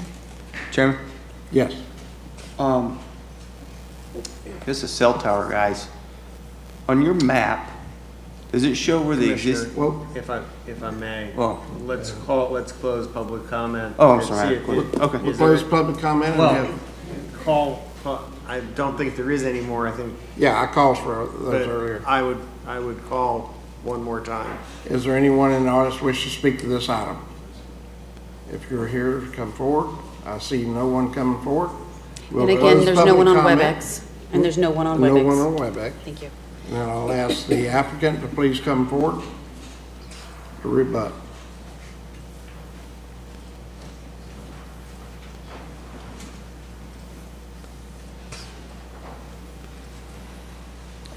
Hi, James Johnston, again, I have been sworn. I'll be very brief. I think if, Mr. Fernani first talked about the property values, and he referenced an article for Historic Savannah, which I think is a slightly different neighborhood. But even that being said, I would argue it's an article he found on the internet. We had an actual study done for this area that looked and did sales comparisons. And so that is the only competent substantial evidence on that question in the record. And then I think as far as the other questions, why the towers go, and it's unfortunate sometimes, but they go where there's the need. And there is a need here, as found by, as Verizon found, and why they're pursuing this, but also as your outside expert found. So I think that's really all I had. So again, I appreciate all your time, and would like your favorable consideration on this. Thank you. Okay. Mr. Mariano? Mr. Johnson, I got a question for you. Yes. When I saw the presentation of A, B, and C, and the county had the property to the side of this land company, to the side, you said you would approach and send out emails to everybody. Did you send an email to Pasco County or to look and see if we were willing to lease our land for a cell tower? No, I think the representation at the hearing was that we would look to see if we could move it That's not on what I asked this you. property. What I asked you is when you were looking at all your sites for possibility places to go, you said you sent a bunch of emails or letters. Did you send one to Pasco County for that site that was just shown on the map? That I do not know. Okay. I'm going to say that I would think that would be a much more appropriate site, and that should be something that I'm willing to go look at for down the road, but we can't do that here. But anything to the north, you'd be away from the people you're directly affecting. Now, if the other landowner's not willing to do it, I'm going to say that was an alternative that I would have approached if I were you guys, especially when we asked you to move the site, as that had come out. But you clearly haven't done that for whatever the reasons are. Maybe the contract is really good the way you've got it set, so be it. Well, But we I have just a don't. lease on this property. That's fine. But again, so I think to the north was better. I think we were actually one of the ones you could have used and approached, and if you didn't, I don't to say about that, but. Mr. that was an Chairman, opportunity passed. without trying to defend the applicant, because that's not my job, but I will say that Verizon in the past has come and asked us for sites, and we have said we have to put it out for RFP. Okay. And so they wouldn't have gotten a one-on-one, can we use your property? It would have had to go on through our procurement process to get on that property. They could have done it. They could have done it. That's. Right, they but could there- have done But there's a bigger obstacle than. Oh, yeah, it's not a just- quick, no, it's not quick, simple and easy, but again, it's something that's out there, and with the objections that have been shown, with the customers clearly saying there's no problem with Having the been service. been through with several cell companies, just wanting to be on our parkland, it, Yeah, there's and no pushing access. back, yeah, There's that's no the- access to that property that I'm looking at. I'm looking at it at the Yeah. property appraiser site, and you'd have to go through someone's yard to get to access They it. could have looked at giving the same gentleman easement to go up there and actually be able to do the installation. Mr. Waitman? Can we pull it up? Mr. Waitman? Yeah, you Thank you, pull it Chair. up on there. Thank you. No, I historically support cell towers for all the reasons mentioned historically. James, if you don't mind, come back. So there's cell towers somewhere servicing the Quail Hollow community. And we had a map. I don't know if based on those maps, if you are on your notes or if we can narrow it down, which specific communities these cell towers are in currently that are servicing the folks that live in this area? Well, Like again, on the top left, Yeah, I mean, I can't. the top left, and I'm sorry, you can't. There's see clearly this map. residential units around those other towers Right, that but are servicing the folks that live in this The blue area. dots are the existing towers where Verizon is located. So those would all be used to help serve that surrounding area. Again, this is, put more, in the middle there to serve that area where it's located, but also offloading the other towers, so it improves the entire coverage and capacity in that whole area. So there are cell towers in other communities near homes that are servicing all the folks that need their Correct. facilities service. Okay. Thank you. We just approved one, I think on Spring Road or somewhere in Dade, north of Dade City, like that. So if you could put up Pasco Mapper and go to, where this cell tower's being suggested, which is Quail Hollow. I think it's Green Willow. Green Willow? Run. Green Willow Run, yeah. And then zoom out. And if you follow what they were saying, in the upper right corner there, keep going. See where the road turns? Okay. I want you to get to the parcel owned by Pasco County, which is to your right. And now north. Nope, you got too far. Right behind those houses there, where that, to the right, to the right, that one. Click. Go north. Jeez. Okay. Right there, too. No, to your right. Your other right. The other right. There you go. No. Okay, someone help her. You're making me dizzy. I'm gonna have another episode here. No, backwards that's not it. That's not it either. There There you go. Okay, can we get the information on that? County attorney addressed that. Because this is the one Jack was asking about, I think. Correct. Yeah. So what kind of land is that? I didn't see any access to it. Looks like it's just adjacent to the Swiftmud property. Yeah, Denise Hernandez, again, I'm not trying to, to help Mr. Johnson's case, but in this case, that entire parcel is 100% Category 1 wetlands. Yeah, I figured it was something like that. It is. Because why else would we have it? Yeah, so that's not possible to put it there. If And it's all well. Yeah, it's all Category 1, the entire thing. so, like Commissioner Waitman, cell towers are a fact of life. And we have a consultant who's supposed to take a lot of this stuff out of our hands with scientific data. And if there wasn't a need in the area, they would say that this tower did not serve a need and could not go there. I hate that it's so tall.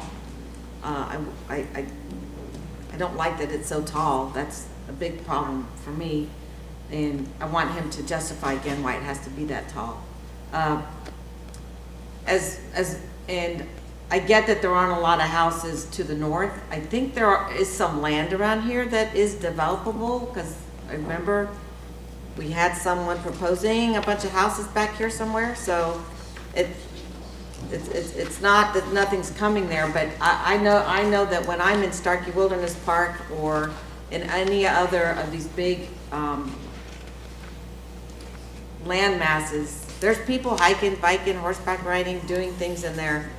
And as capacity gets used up on other towers, we need to be sure that there's an emergency issue, that they have the ability to call somebody.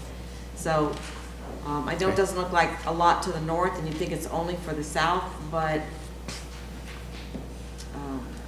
I'm going to be in support of it. They moved the drive so that it's not as visible from the road. By angling that road and putting landscaping all along it, you won't see it from the road. You're going to see it from a certain of those locations. Again, I would want to ask again, is there any way we can make it a little lower? But those are my points, that our property there is not usable. Okay. Pleasure of the board. I move approval, Chairman. Move what? You move for approval. Second. Okay. Got a motion and a second to approve. All those in favor say aye. Aye. All opposed say nay. Nay. Nay. I was a nay. Yours a nay? Okay, it fails because 3-2. Okay. All right. Move on to regular items. R45.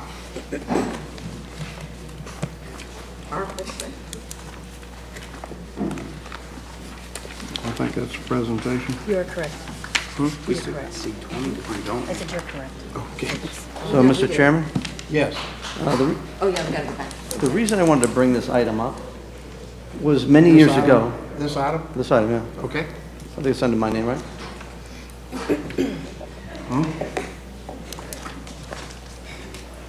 Ready? R45. I'm here. Good afternoon. Okay. Commissioners, me again.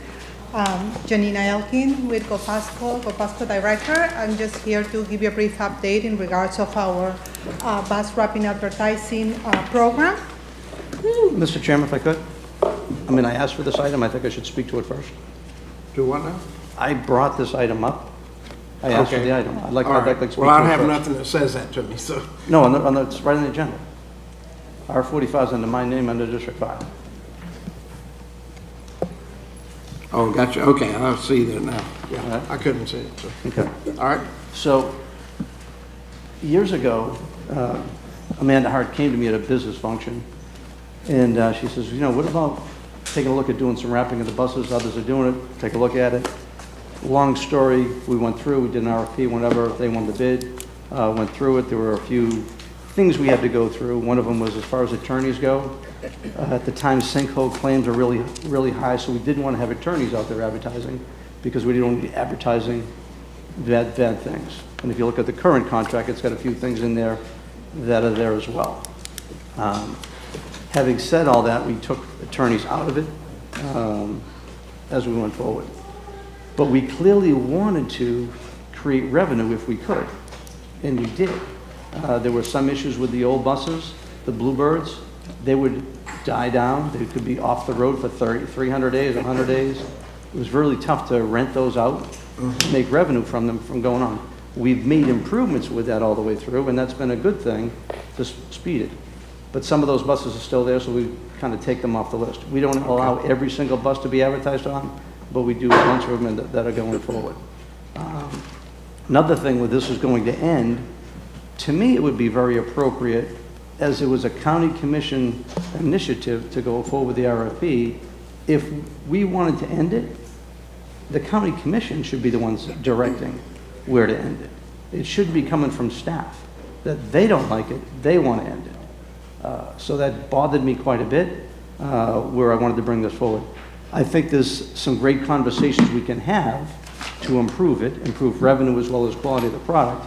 But again, I appreciate this coming forward, Mike, for bringing this forward. I appreciate you for being here too, but I think it's a conversation which you've made some improvements to kind of extend this out. But I do think it's something that we should probably put a group together with with Blackjack and our team, maybe a commissioner, to kind of talk about what we want to see in the future. But if we have revenue opportunities to subsidize what we have as transportation costs, then we should be maximizing everything. And if they have other ideas to improve more stuff, bring in more revenue. I'm good with that. So just having said that, I'm glad you've made some steps to get us through the next 6 months, but kind of that's where I was coming from with this whole thing. I understand that. Yes, sir. Okay. Can we have the board presentation? Yeah. Can we have the Yes. presentation? Yeah, that's what she's here for. Okay, hello again. Janina Elkin, Go Pasco Director. So I was saying I'm going to just provide you guys with a brief explanation or brief update on where we are at with the bus advertising. So we currently have assigned 37 vehicles for this effort. So basically wrapping is, the exterior of the bus where they put vinyl graphics to promote a business. So we entered into an agreement with Blackjack back in 2019, 5-year contract.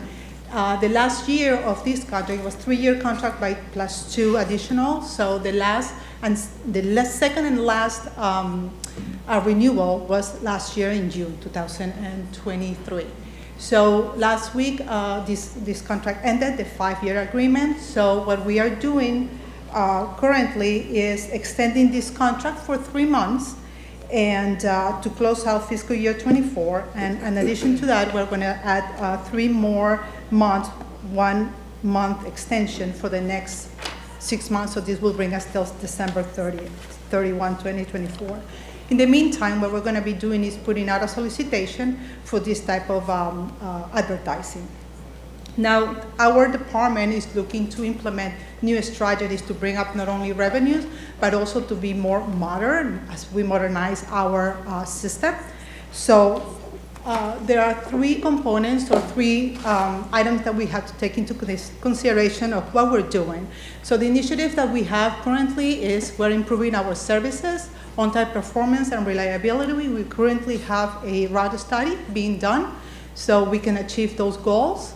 Second of all is the onboard technology. We're purchasing an ITS system that not only we will be able to have automatic passenger counters, but provide real-time information for our riders, as well as digital advertising on the buses. And also we want to provide a professional and clean look, safe image in our community, so to increase ridership. So what we're looking to do is to, over time, as we collect revenues, to shift the current model to be more, again, modernize our fleet, modernize the way we're doing business, and create more digital advertising, not only on our buses, but also on our future transfer stations. And what we will do is, as we move forward and we implement those strategies, we will be bringing back, we will have a couple of years, we will have to work on these efforts, and then we'll be coming back to you and update you with all the items that we're talking about right now. And that's it. Any questions? Any questions? No, just, Ms. Parker? no offense to Blackjack, it's a wonderful company, but I've never been a fan of wrapping our buses with other people's messages. I have always thought that if we were going to wrap the buses, then I would like to promote us. And we should be promoting our assets, like our parks, and using it for our benefit. I'm fine with all the ads going on the inside, but I just think we should be using them for promoting the wonderful places and the wonderful things to do in our county. Okay. Mr. Marilyn? Thank you, Mr. Chairman. And, this shifting from the outside wrapping to the inside, I want to take advantage of every opportunity we have to make income, to cut the cost down. The more money we take and create revenue, the less taxes we have to have for this, like this MSTU we just put forward. Right. So I want to see both done. If you have opportunities to find digital and use that, I want you to do that. But I'm not looking to take away revenue from the wraps. I'm very comfortable with getting a conversation going down to see how it can be improved, make it better, find out opportunities. I also think we should be looking very closely to talk with our congressional leadership federally to find out if we're being restricted from rules by the federal government, that we look to overturn those. So if they say you can't wrap a bus if you get money from us, that we take a look at trying to find out a path forward. We've got a federal lobbyist we can engage. We're already paying them. Let's go see if we can make that, because if we've got our busiest routes and we don't wrap them, and we could, shame on us. That's an opportunity. And it's not just promoting blackjack making money. We've got local businesses that love the advertising that want to continue it. So I think we should look at all opportunities to cut taxes whenever we can. And if it means you get a little bit more on there, what's the difference if something says go Pasco or Mears Plumbing? Who cares? If it's going to create revenue for us, I'd rather do that. The branding part, you can still leave room for branding for us to put certain things out there. Like if we're going to run something on US 19, maybe we could put something up there for Enclosed Park, for Starkey Ranch, for Sunwest Park, for Hudson Beach, whatever, Green Key Beach. We can put those on there too, but let's go maximize what's best. So I'm fully like the idea that you put in the clause to look at the RFP again. I think we can do probably better, but it's a great opportunity we should be looking at for every revenue we can get. Okay. Any other discussion? Move approval of staff's recommendation. Second. I got a motion and a second. All those in favor say aye. Aye. Motion passed 5-0. Thank you. Thank you. Thank you. We'll move on to R47.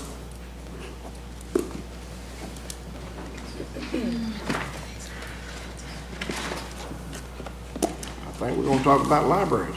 Yes, sir. Good morning, or good afternoon, Commissioners. Sean McGarvey, Libraries Director. This is a revision to our library's internet use and safety policy.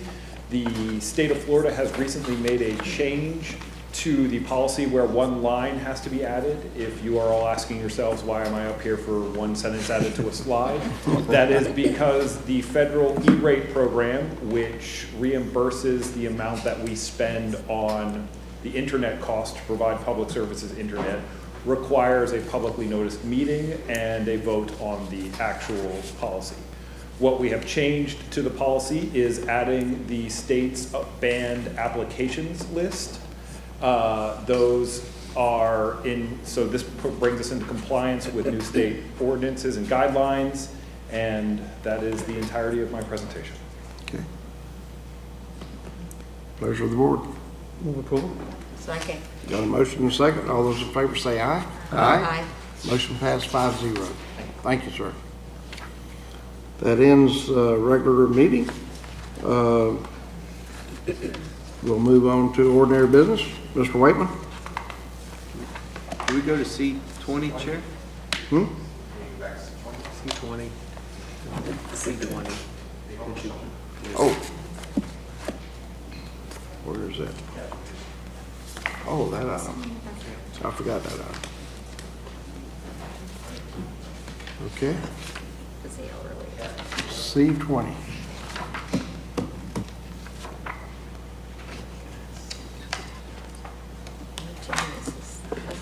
Good afternoon, Commissioners. Kathy Pearson, Assistant County Administrator, Public Services. So we're back on the conversation of the emergency shelter on Grain Boulevard. And just, we have a couple of folks. Andrew's going to come up. He's done a little bit more research, and we've got a little bit more updates on that. We have Denise Hernandez here, who can talk about the zoning. Marcy's en route. She should be here if she's not already here, available. And then we also have Jennifer Watts from the Homeless Coalition available also to talk about the possible need of the emergency shelter. So for that, if I can just turn it over to Andrew first, I'll let you have, he's going to update the PowerPoint, and then we'll answer any other questions. Okay. Mr. Baxter? Good afternoon, Board. Andrew Baxter, Facilities Management Director. I want to talk to you about two things that we talked about this morning, but I want to make sure it's really clear the sequence of events of how negotiations actually transpired. So the list price for this property that we're looking at was $900,000. Our initial offer, after reviewing the property, looking at it, seeing the condition, was $600,000. We were then informed that there was a second offer, cash offer on the table of $775,000. That the owner really appreciated how we were going to utilize the property and asked us to put in an offer. So we put in a matching counter offer of $775,000, and that offer was accepted. And so just want to clarify how we got to where we are, because I think that's important to understand. The other thing I'd like to share with you is, and I don't know why it hasn't come up. Oh, next slide. I clicked it. Clicked it on my side. The next thing I want to share with you is some market comparison that I did over the lunch break. And so what I did here is in the green section at the top, I have the list price and the sale price. And those prices are identified here. I have the square footage of that building that we're looking at. I have the cost per square foot then. And then I have the lot size. And then the cost per acre based on that lot size. It's not necessarily a one-for-one. Because the building is there, we are looking at the totality of that property. You can't just say, oh, the property is this value and the structure is this value. You really have to, you can't divorce one from the other at this point. So I looked at commercial property that has structures on them in the Holiday area using LoopNet, which is basically, think of it as MLS for commercial real estate. And so you can see five properties there, and the list price is anywhere from $675,000 to $3.45 million.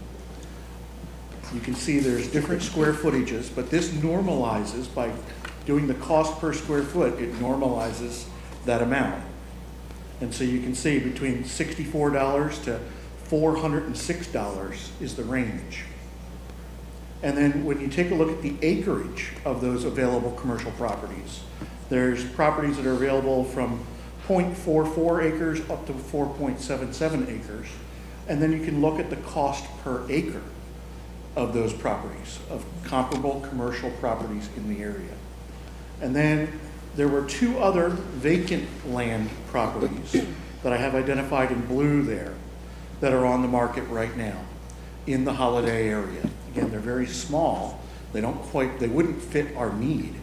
But you can see they're on the market for $149,900 or $420,000, and you can see then what the cost per acre is. Obviously, the one that has frontage on FSR 54 is much more valuable. So I wanted to bring those facts and figures to your attention. And if you have any other questions, I'll bring up some of the other folks that may want to speak, or I can answer any questions that you might have. Any questions? I did want to bring up to the board that, you know, Amskills is around the corner. We bought that in 2020, and we paid like 1.2 for 3-something acres. So I don't think that the prices that we're being asked to pay here are out of line at all, actually.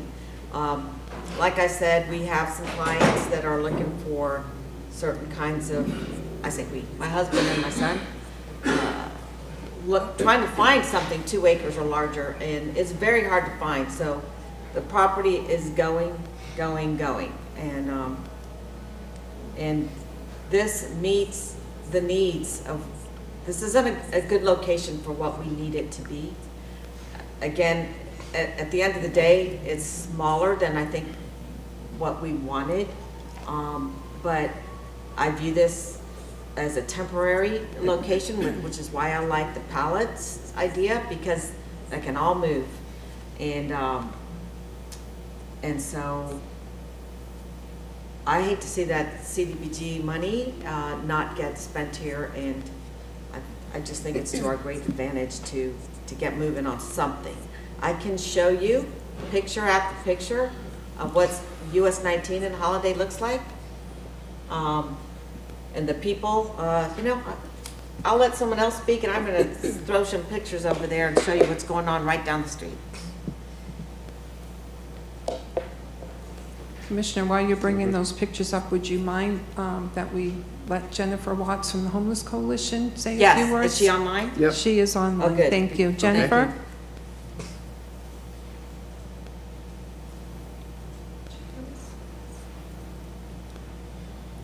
Hi, Jennifer. Hello. Hi. This is Jennifer Watts from the Coalition for the Homeless of Pasco County. Thank you for the opportunity to speak this afternoon on this issue. I will say that on the last several years to the point in time count, most specifically this year, we are seeing hundreds of single adults out on the streets, unsheltered, unhoused. We've all seen this as a growing need in our community. I will say, even going back to Youth Lane, that was originally aimed to be a single shelter because we all recognized it as a need, and then we pivoted to a family shelter. So we can all recognize the need in our community, and I think finding a location that we all agree on is going to be very difficult, and I think this is a great start. I just sent you some pictures. Thank you, Jennifer. Yeah. Got a question for Jennifer. Okay. Jennifer, you there? Yes, I am. On the point in time count, years ago, I had gone to one of the meetings and asked for the question to be asked for these people we're going to interview. Where are you originally from? I think it was a combination of either when did you get here or what brought you here. Do you have any questions like that in your point in time count that you guys are currently using? Yeah, so we've continued to ask that question. The overwhelming result continues to be that people are from the area that are answering our surveys. Anyone who's not from the area, upon entry into engaging with service providers, we look to divert them to where they originated from. So you're telling me that you isolate them from Pasco County as different from the area, or do you take the area as the region around us? No, Pasco County specific. So if we encounter an individual that says they originated from Pinellas, Hillsborough, or even out of state, we look to connect them back to the area where they originated from. Okay, thank you. Yeah, I want to emphasize. I think it's also important to recognize that this could be a great response to House Bill 1365, especially as there is an outlining repercussion for the counties as it pertains to finding an alternative to place our individuals, specifically our unhoused population. So again, it's just something to really consider. We at the coalition and the COC really appreciate the effort from county staff that they put into continuing to look for a property and looking to identify funding to acquire it. Let's emphasize that this is not a camping site. These people will be housed. It is not permanent housing for them. It is a shelter until we can get them into permanent housing. So it is not a campground. All right, and we're going to be looking at 50 pallets, and but we have to emphasize that it is not a campground. Madam Chair? Oh yeah, I'm chair. Go ahead, Jack. All right. I'm looking for a photo on 19. All right, so as we look into the offer that was made before and staff matched it, that's good information. It would have been good to have it earlier, but we appreciate that. Andrew, thanks for digging that in. I talked to Administrator Carbella about this as well at the break.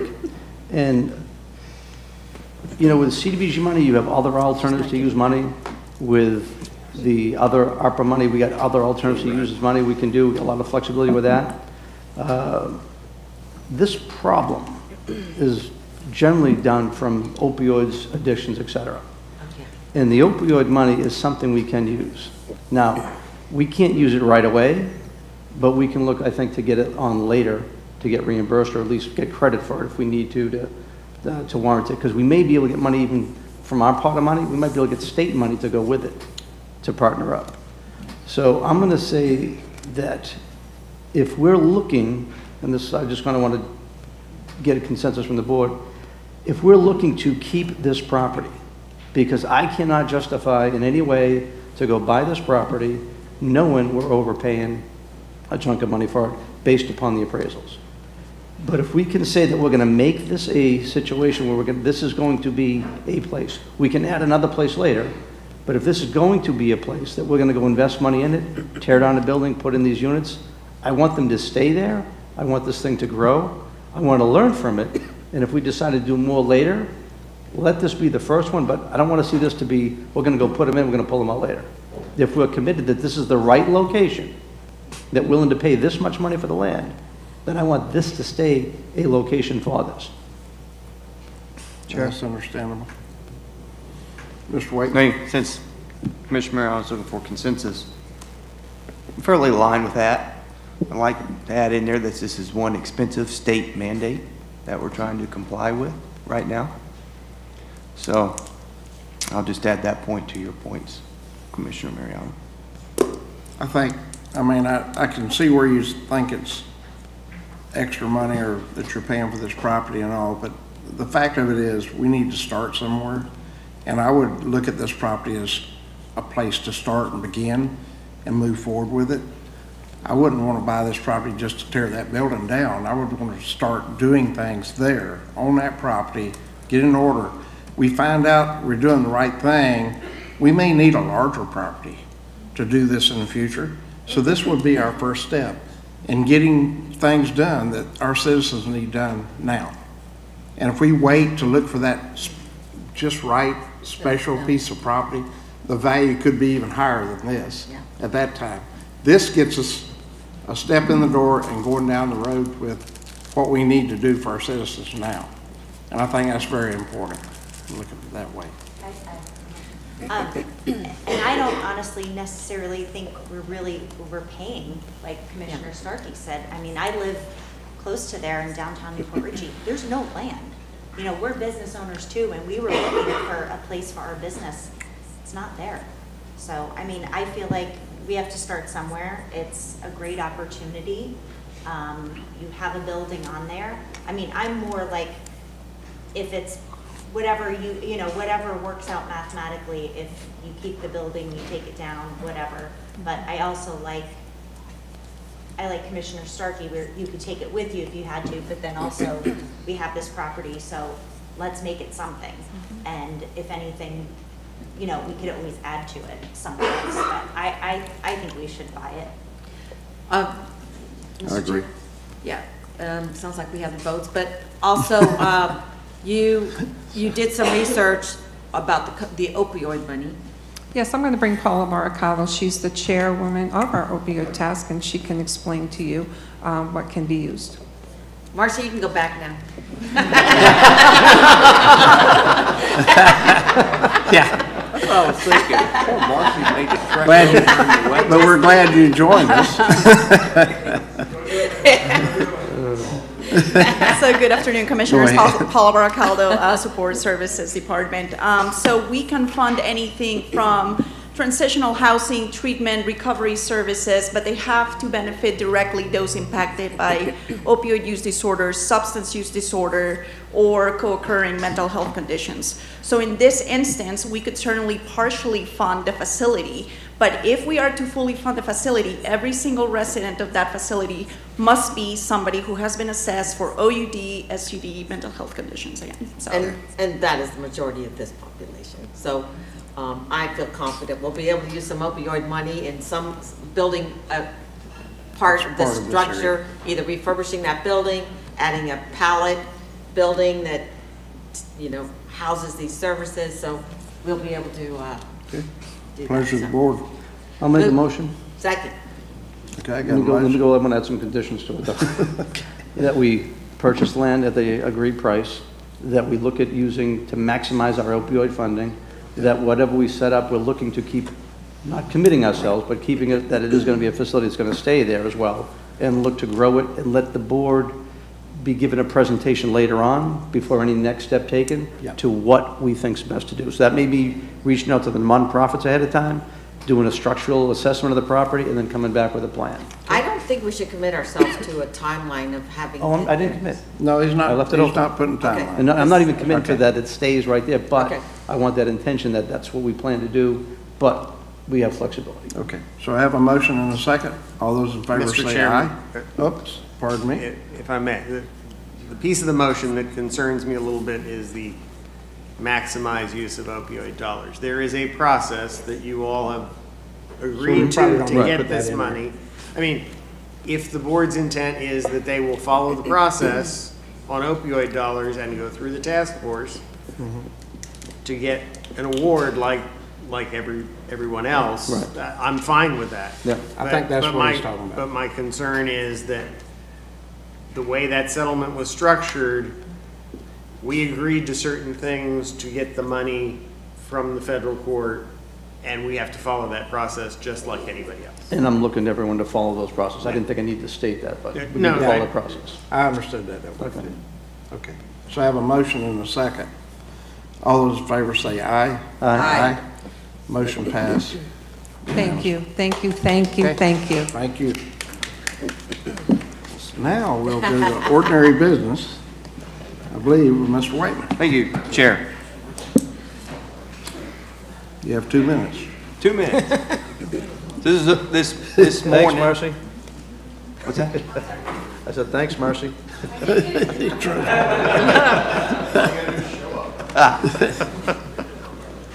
Just a couple things to sign. So this morning, we went to a groundbreaking ceremony, and former retired Commissioner Mike Moore, who's in the audience, happened to be there as well. For Advent Health, they're embarking on their Meadow Point ER, and some 13,000 square feet, am I recalling correctly? Approximately. And be right at the corner of 54 Meadow Point Boulevard, right there, primetime location for folks to get in and out. And just another fantastic piece of healthcare infrastructure going on in Pasco County, and Advent's continued investment in our county and our community. Just, can't appreciate them enough. So congratulations to Mike Merle, who's going to be over in his area. He runs Dade City, Zephyr Hills, and Connerton.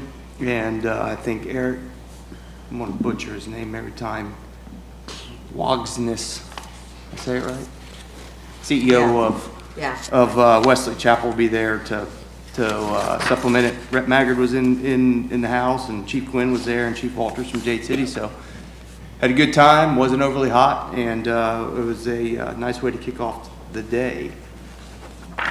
Next, a couple weeks ago, we had Commissioner Starkey was there, myself was there, and a few others. Governor came into town to the Baldomero Veterans Home and signed House Bill 725, which allows veterans, disabled veterans who are in care and their spouses actually be able to stay in the care facilities with them, so the families aren't broke apart. So it was nice to have the governor in town, and Rep Still and the gang in the building, and pretty exciting time. Commissioner Starkey's there with her grandson. He's eyeballing the pin. I think he scored a pin. He got one. A marker He got from the a governor. pin. So it's pretty cool. Pretty cool to be at a bill signing. It was my first one. And then next, our last year we had Mickey Sudo and Nick Wary in the house after the Nathan's hot dog eating contest. I've been watching this for 10 years. Mickey, I couldn't do it. I have to give them a shout out. Mickey is, the #1 woman champion eater in the world. She's got her 10th mustard belt. Ate 51 hot dogs and buns. It was fantastic. And buns? 51 dogs and buns. And husband Nick ended up placing 4th in the men's with 51 3/4 dogs and buns. So the husband and wife team representing Pasco County and the Florida Sports Coast on a national stage on ESPN. It was fun to watch them in action. Commissioner Starkey, You missed Not out. not a sport I'm really interested in. It's not July 4th without it, you know? No, I couldn't watch. They started and I had to like hide. Hide. And last but not least, he's hiding over here to my right, but happy birthday to Eric Breitenbach. Today is And, today's wait, birthday. Who else is here? it's Kathy. And She Kathy stepped out. Pearson's Yeah. birthday. Happy birthday to you too. And What day? that's all I have. Okay. Happy birthday in July. I think I have some photos. 29th, Let's see what else I have in there. return 4. Okay. Yes, I also was at the governor's signing for the veterans bills. And I just want to comment on what Commissioner Waitman brought up because it brought tears to my eyes. I don't know if the couple, so you see the gentleman in the light blue shirt there. That's his daughter with her hand on his shoulder, and that's her mom in the wheelchair next to him. So he is a Vietnam vet, did numbers of tours. He's aging, injured himself, and they've been married, what, 50, 60 years? They've been separated. She said he was the kind of husband that she never once ever put gas in her own car. You know, that kind of guy. Those are rare. My husband won't do that. And so when he fell and couldn't take care of himself anymore and moved to this Valderrama Lopez facility, she lives in Newport Richie. They stopped living together after 60-some years. And I just can't even imagine how that wrecked their lives. And so with this new bill, if you're a veteran and you need to go live in a veterans facility, your spouse can now join you in your room. Man. Is that not beautiful? I just found that so heartwarming. And I wish that, you know, we had taken care of this a long time ago, but kudos to Ron DeSantis. The other thing I learned at this meeting was that if you have grandparents who live in Florida, your grandkids, regardless of where they live, can get in Florida college tuition, in-state college tuition. I had no idea, but that was something I new to me haven't heard too. that one. Carvalho.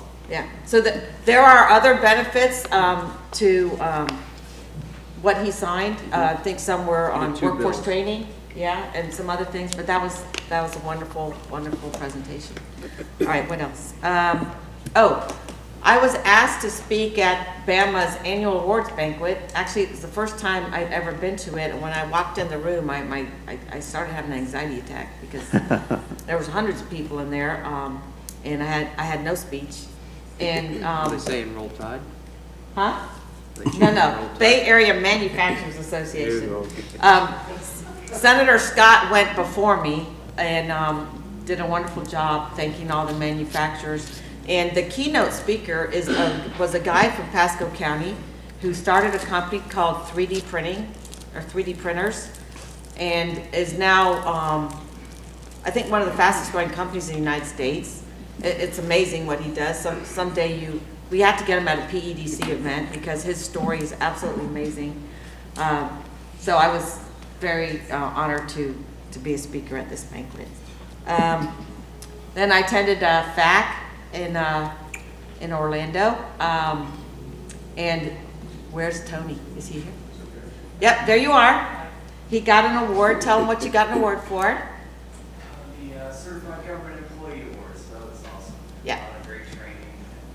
Basically equivalent of the certified commissioner. We don't hear him because it's not on the mic. Oh, you gotta come to the mic, Tony. Sorry, guys. Yeah. Give us your name too, so might as well. Yeah. Full Tony name. Stillo, Program Manager for Pasco County Administration. Yeah, it's the equivalent of like the certified commissioner training just for government employees. I feel like anyone who's an aide to a commissioner should go through that. A lot of great information. So Yeah.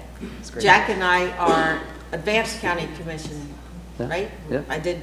We did 2. There's a third. I haven't done the third, but we've done 2. So lots of great stuff again. We had a lot of staff there this time in Orlando, so that was great to see. They They did announce the new calendar, and it is stormy skies, so we haven't done a good job of getting in the calendar, so let's see if we can get a picture of a storm, and a good storm, and that'd be August 16th when that's due. I wanted to nominate Councilman Burgess from the city of Zephyr Hills to the Tourist Development Council, so could I please get a second on that? Second? I got a motion and a second. All in favor say aye. Aye. Aye. Motion passed. All right, and then I need to take care of business with, oh, here's something, well, I don't know if we need these pictures anymore, but this is a piece of property on US 19, right before you get to Darlington. It was the Helen Ellis walk-in health clinic, and this is a close-up of what's on there, but there's tents all over the place and garbage, and this just happens like yearly. This is owned by a doctor who's in Texas, and it's really frustrating. It takes forever to get these properties dealt with. And, you know, this is at the very entrance to our county.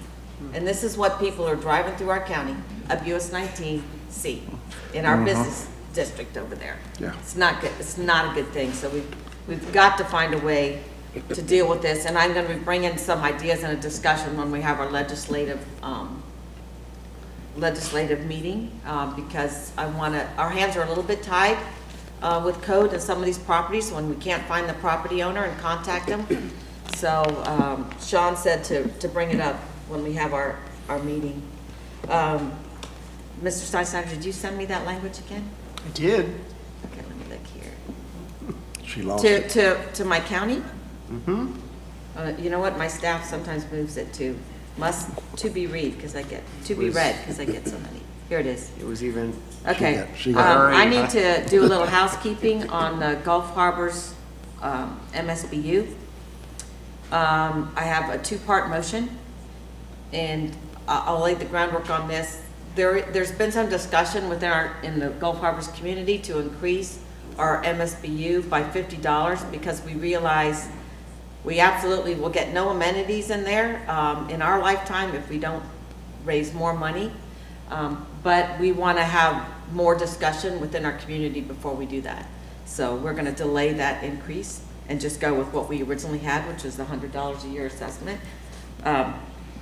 So my motion would be to suspend the board's procedural rule 8.6 on reconsideration. And that's your first motion. Okay, I make that motion. Please second it. Second? All in favor? You want me to do anything, or am I excused?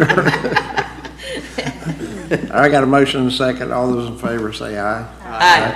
Motion Okay. passed 5-0. I have one more motion. So the reason for that is you are one meeting outside of the normal reconsideration rules in your rules, and so because That allows us it's to do it. outside that, you can now the motion would be to reconsider. Okay. Now on number 2, we're going to reconsider item number 97 on the June 4th, 2024 agenda, Gulf Harbors Neighborhood Park Municipal Service Benefits Unit Advisory Committee, June 2024 capital improvements recommendation. So we're going to reconsider that one.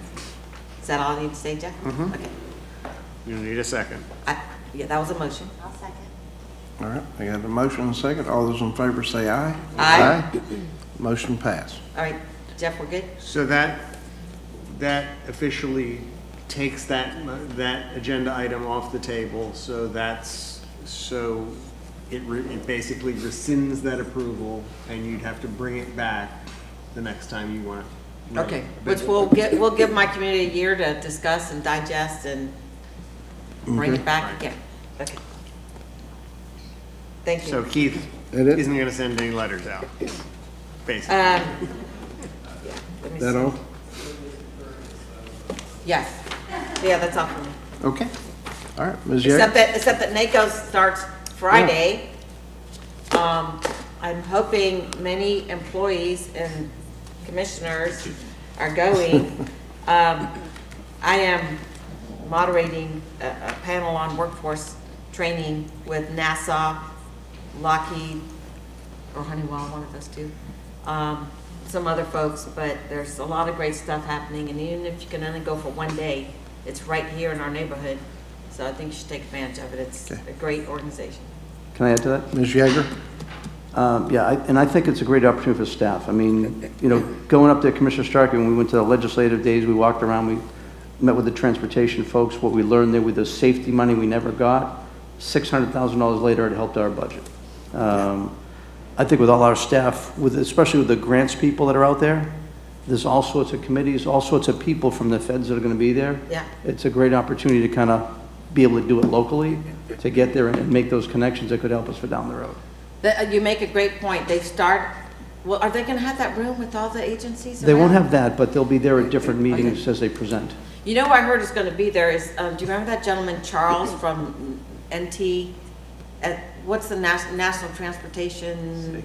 NTSB? The one who was handing out, doing the grants, the raise grants and all that? Mm-hmm. He's now hired by HNTB, or HNTB, is that a company? Big transportation company.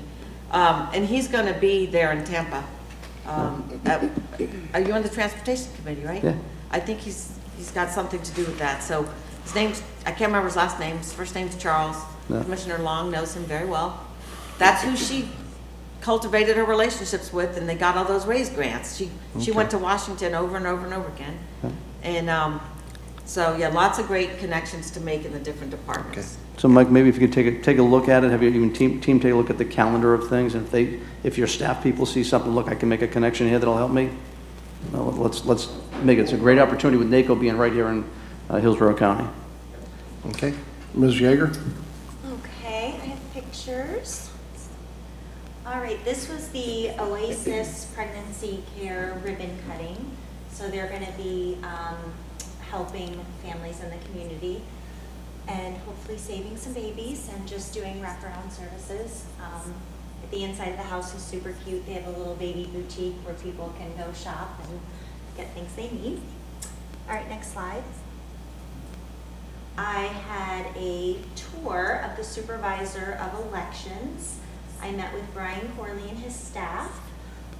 They are very dedicated to safe and secure elections. That was a really neat tour. I got to go in that special room back there where they calculate all the ballots, and me personally, I was never a fan of mailing my ballot in, but after going through the process, I feel totally great about it. So we're very blessed to have him as our supervisor of elections. Next slide. So I had the pleasure of going to Moffett with Casey Kane and Matthew Campbell. So we got to look at the overall property and everything they're doing. I wish I had a picture of it, but we went in this buggy, and Matt Campbell told Casey to give me the full tour, which meant you're going super fast around all these speeds, and they played rock music really loud. And so I got the full experience and the full tour of Moffett. So that's going to be amazing. It's going to create lots of jobs, and we'll have that proton therapy, which will be the third location in the state to have that. So super excited about that project. Do we have a date when it's coming? I don't know the date off the top of my head. It was in August, but They were building, like they had the big, huge, thick walls with the proton. Quarter 26. Oh, another year? Yeah, well, yeah, they have to construct it and when we get CO. Yeah, they had just thought it was arriving in this quarter, but then I heard it got delayed. Yeah, and I think their new projection for jobs created, 14,000. Crazy. That's just for Moffett. You want to talk at the mic, Mr. Engel? Yeah, just for Moffett. So Moffitt's project, all their entitlements will generate more than 14,500 jobs. That's just Moffitt jobs. All those partnerships, when they come in, full build out, 28 to 32,000 jobs. That's good. And I was saying, like, for even recruitment and retention, who would not want to play in Pasco County? I mean, I'd want to. work there, live there. Angeline, it's going to be great. So it's an exciting project. Okay. Yep. That it? Well, thanks for asking. I want to say that, can you pass those I was down? going to say, would you like me to be Vanna White? There we go. Last Sunday, we had a storm event. And I want to say that over in Arbordale and Nome Drive, off of Ranch Road, they've had flood out issues for many, many years. And when we bought out the FGA aqua plant, where Palm Terrace is, it was going to enable us to decommission a plant, create a whole bunch of more storage, and also help with the flooding quite a bit. Now, the flooding there, that water's probably up 3 or 4 feet on the road. But I want to say this, for the first time, as much as all that road water is coming in, and again, we're working best we can. We actually took all our property on the spray field along the edge. We cleaned it all out. We made a ditch. We did along the pond that was beside it. We cleaned out the pipes that were blocked before so the water could get out. We took all the silt that was in the big pond that was there too. We cleaned that out. The team did a phenomenal job. And then around where the spray, where the retention ponds, the reclaimed water ponds, around that property, we cleaned out as best we could as well. It's just something that we did, and the team did a phenomenal job in very quick fashion. There's still more to be done. I want to say this, with all that water that got there, and it did flood out the road for that period of time, it was gone the next day. These people have suffered in the past for weeks at a time. I mean, we had one lady who was an emergency nurse at HCA. She had to leave there because she couldn't count on being able to get to there when she had to get to work. I want to say this, our team went out there Sunday, and I got to tell you, one of the things that drives me with this stormwater stuff, when our team has to go out there on holidays, whatever, to deal with this stuff, our team went out there Sunday to get with the residents that were right around there. I was out of town. They went around and talked to the residents. They got to see what was going on, and working with Jason Nickel, a Public Works Director, and David Allen, they're going to find a way to actually take that spray field, which is a massive piece of property, and find a way as they decommission the plant to actually take that land down below the road so it can actually take even more drainage. But I just want to let you know that Sunday they were out there dealing with that, and because of their going out there talking to the folks, we've now got a solution that's going to help us before we get to the final solution through design that's in right now. So I just want to, Brantford, your team, thank you for getting them out there so quick. Barrett Dill was like right on the phone, putting everybody else out there. So thank you for responding when I couldn't even be there. So thank you. Lastly, talking about having fun in Pasco County, this flyer that you see, the Pasco Scholar Fest, our team worked on it. My staff actually signed her and Colleen kind of developed something, and our team developed something even better. So they're using that for the flyer. But I want to tell you, like Advent Health, we just saw helping out. I talked with them when they were doing a thing at Safety Town with firefighters for that event that we went to, and they said, look, we would like to help get our firefighters, our EMS folks, to the Scholar Fest. Well, we took that and kind of went with that, and then the whole community got behind it. From Advent Health to Sports Coast to BRW to Sertoma, who's now partnering just like Halloween does, HCA Florida, even with Advent Health, they're jumping into. Pasco EDC likes it because they like to get that scalloping out there. Sunwest Harbortown jumped in. With Lacuccia jumped in. Waste Connections jumped in. RIPA, US Water, Moss, and I see ReWorld, but I'm not sure who they are. And then it kind of triggered a little bit with on Saturday nights during these events, Patriotic Fireworks, Don Cerenkamp, is donating all the fireworks. Oh. So as we try to and I tried to do this last year when we got 37 days for the scalloping. I tried to do it then, but we couldn't get the window done. But all these people are going to make it so it's going to be free for our residents. All they got to do is pay for the parking when they get there. Halloween people are going to help with the parking. That's fun. Our team with Parks and Rec, they are working together with Sertoma to take care of everything. It's going to be, I think it's going to be a great event for that whole month for all our residents, where they got a great place to go. We got a Jimmy Buffett band that's going to be out there, a tribute band. We've got a Beach Boys band that's with the best singer that's in the area. A local band's Embry Brothers. Bob Hope band's going to be out there. John Batista's got a band. He's going to be out there as well. I mean, there's going to be a great music all that time through, and it's going to be a great place for when our friends are visiting. Now we get something to invite them to, that it's going to be an awesome event. And I appreciate, I mean, we didn't put my name on there. Commissioner Oakley and Starkey, you donated as well. just because of whatever, but we Yes, left that fine. off. But everybody's going to get recognized. And it just, this flyer here, we just didn't want to change it. Staff did such a great job. So, Mike, thanks to your team and everybody else with just making this all happen. And we just got a That's great good. community. It's premier. Good. Thank you. Okay, that's it. That's it. All right, Mr. Kabbalah. Yes, sir. You're it. You're up on deck? Good today. Do you do Jeff first? Nikki? Do you want to do Jeff first or me? Do you want to do Jeff? Jeff's first? fine. Well, Jeff's going to follow the administrator's lead. And Oh, okay. Oh, yeah. Okay, he's back. All right, But I appreciate it. I do have something. all right. I just wanted to make an announcement. My office is providing a new service to enhance our level of service to our customers and to provide efficiencies for our office.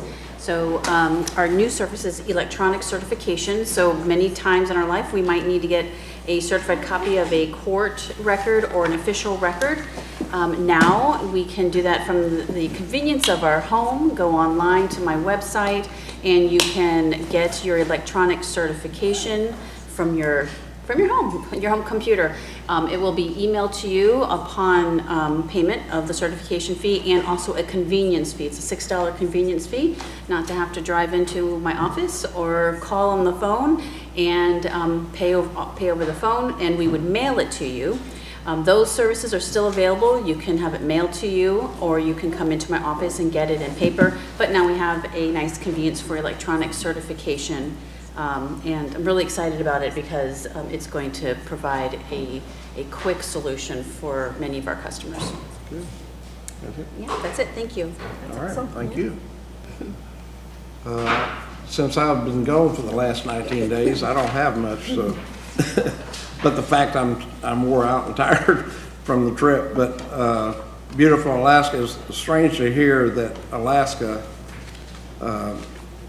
has like 275,000 people in Alaska.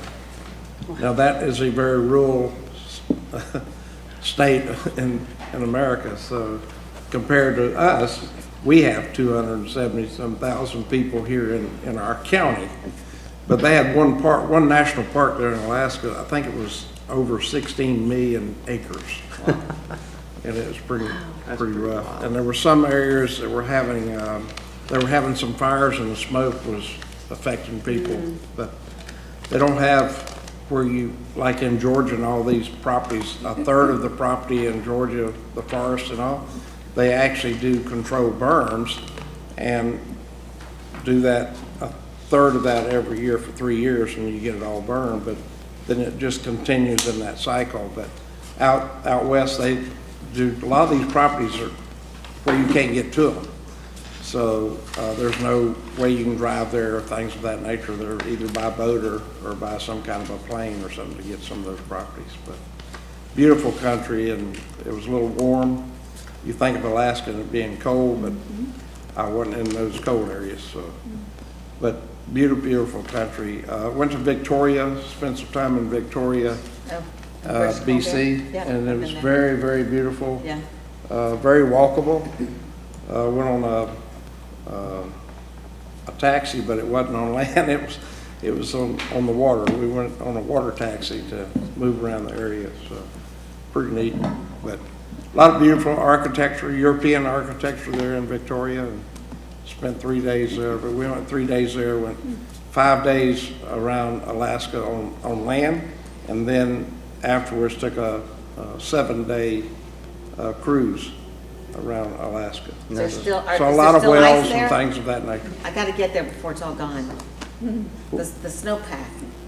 Oh, it's there. I see a lot of glaciers still there. My boat, we were in Glacier Bay and saw a lot of that. But it's good. I can tell you this is good to be back home. So, all right, with that, that's all we have for the good of the public for today. So, we're adjourned.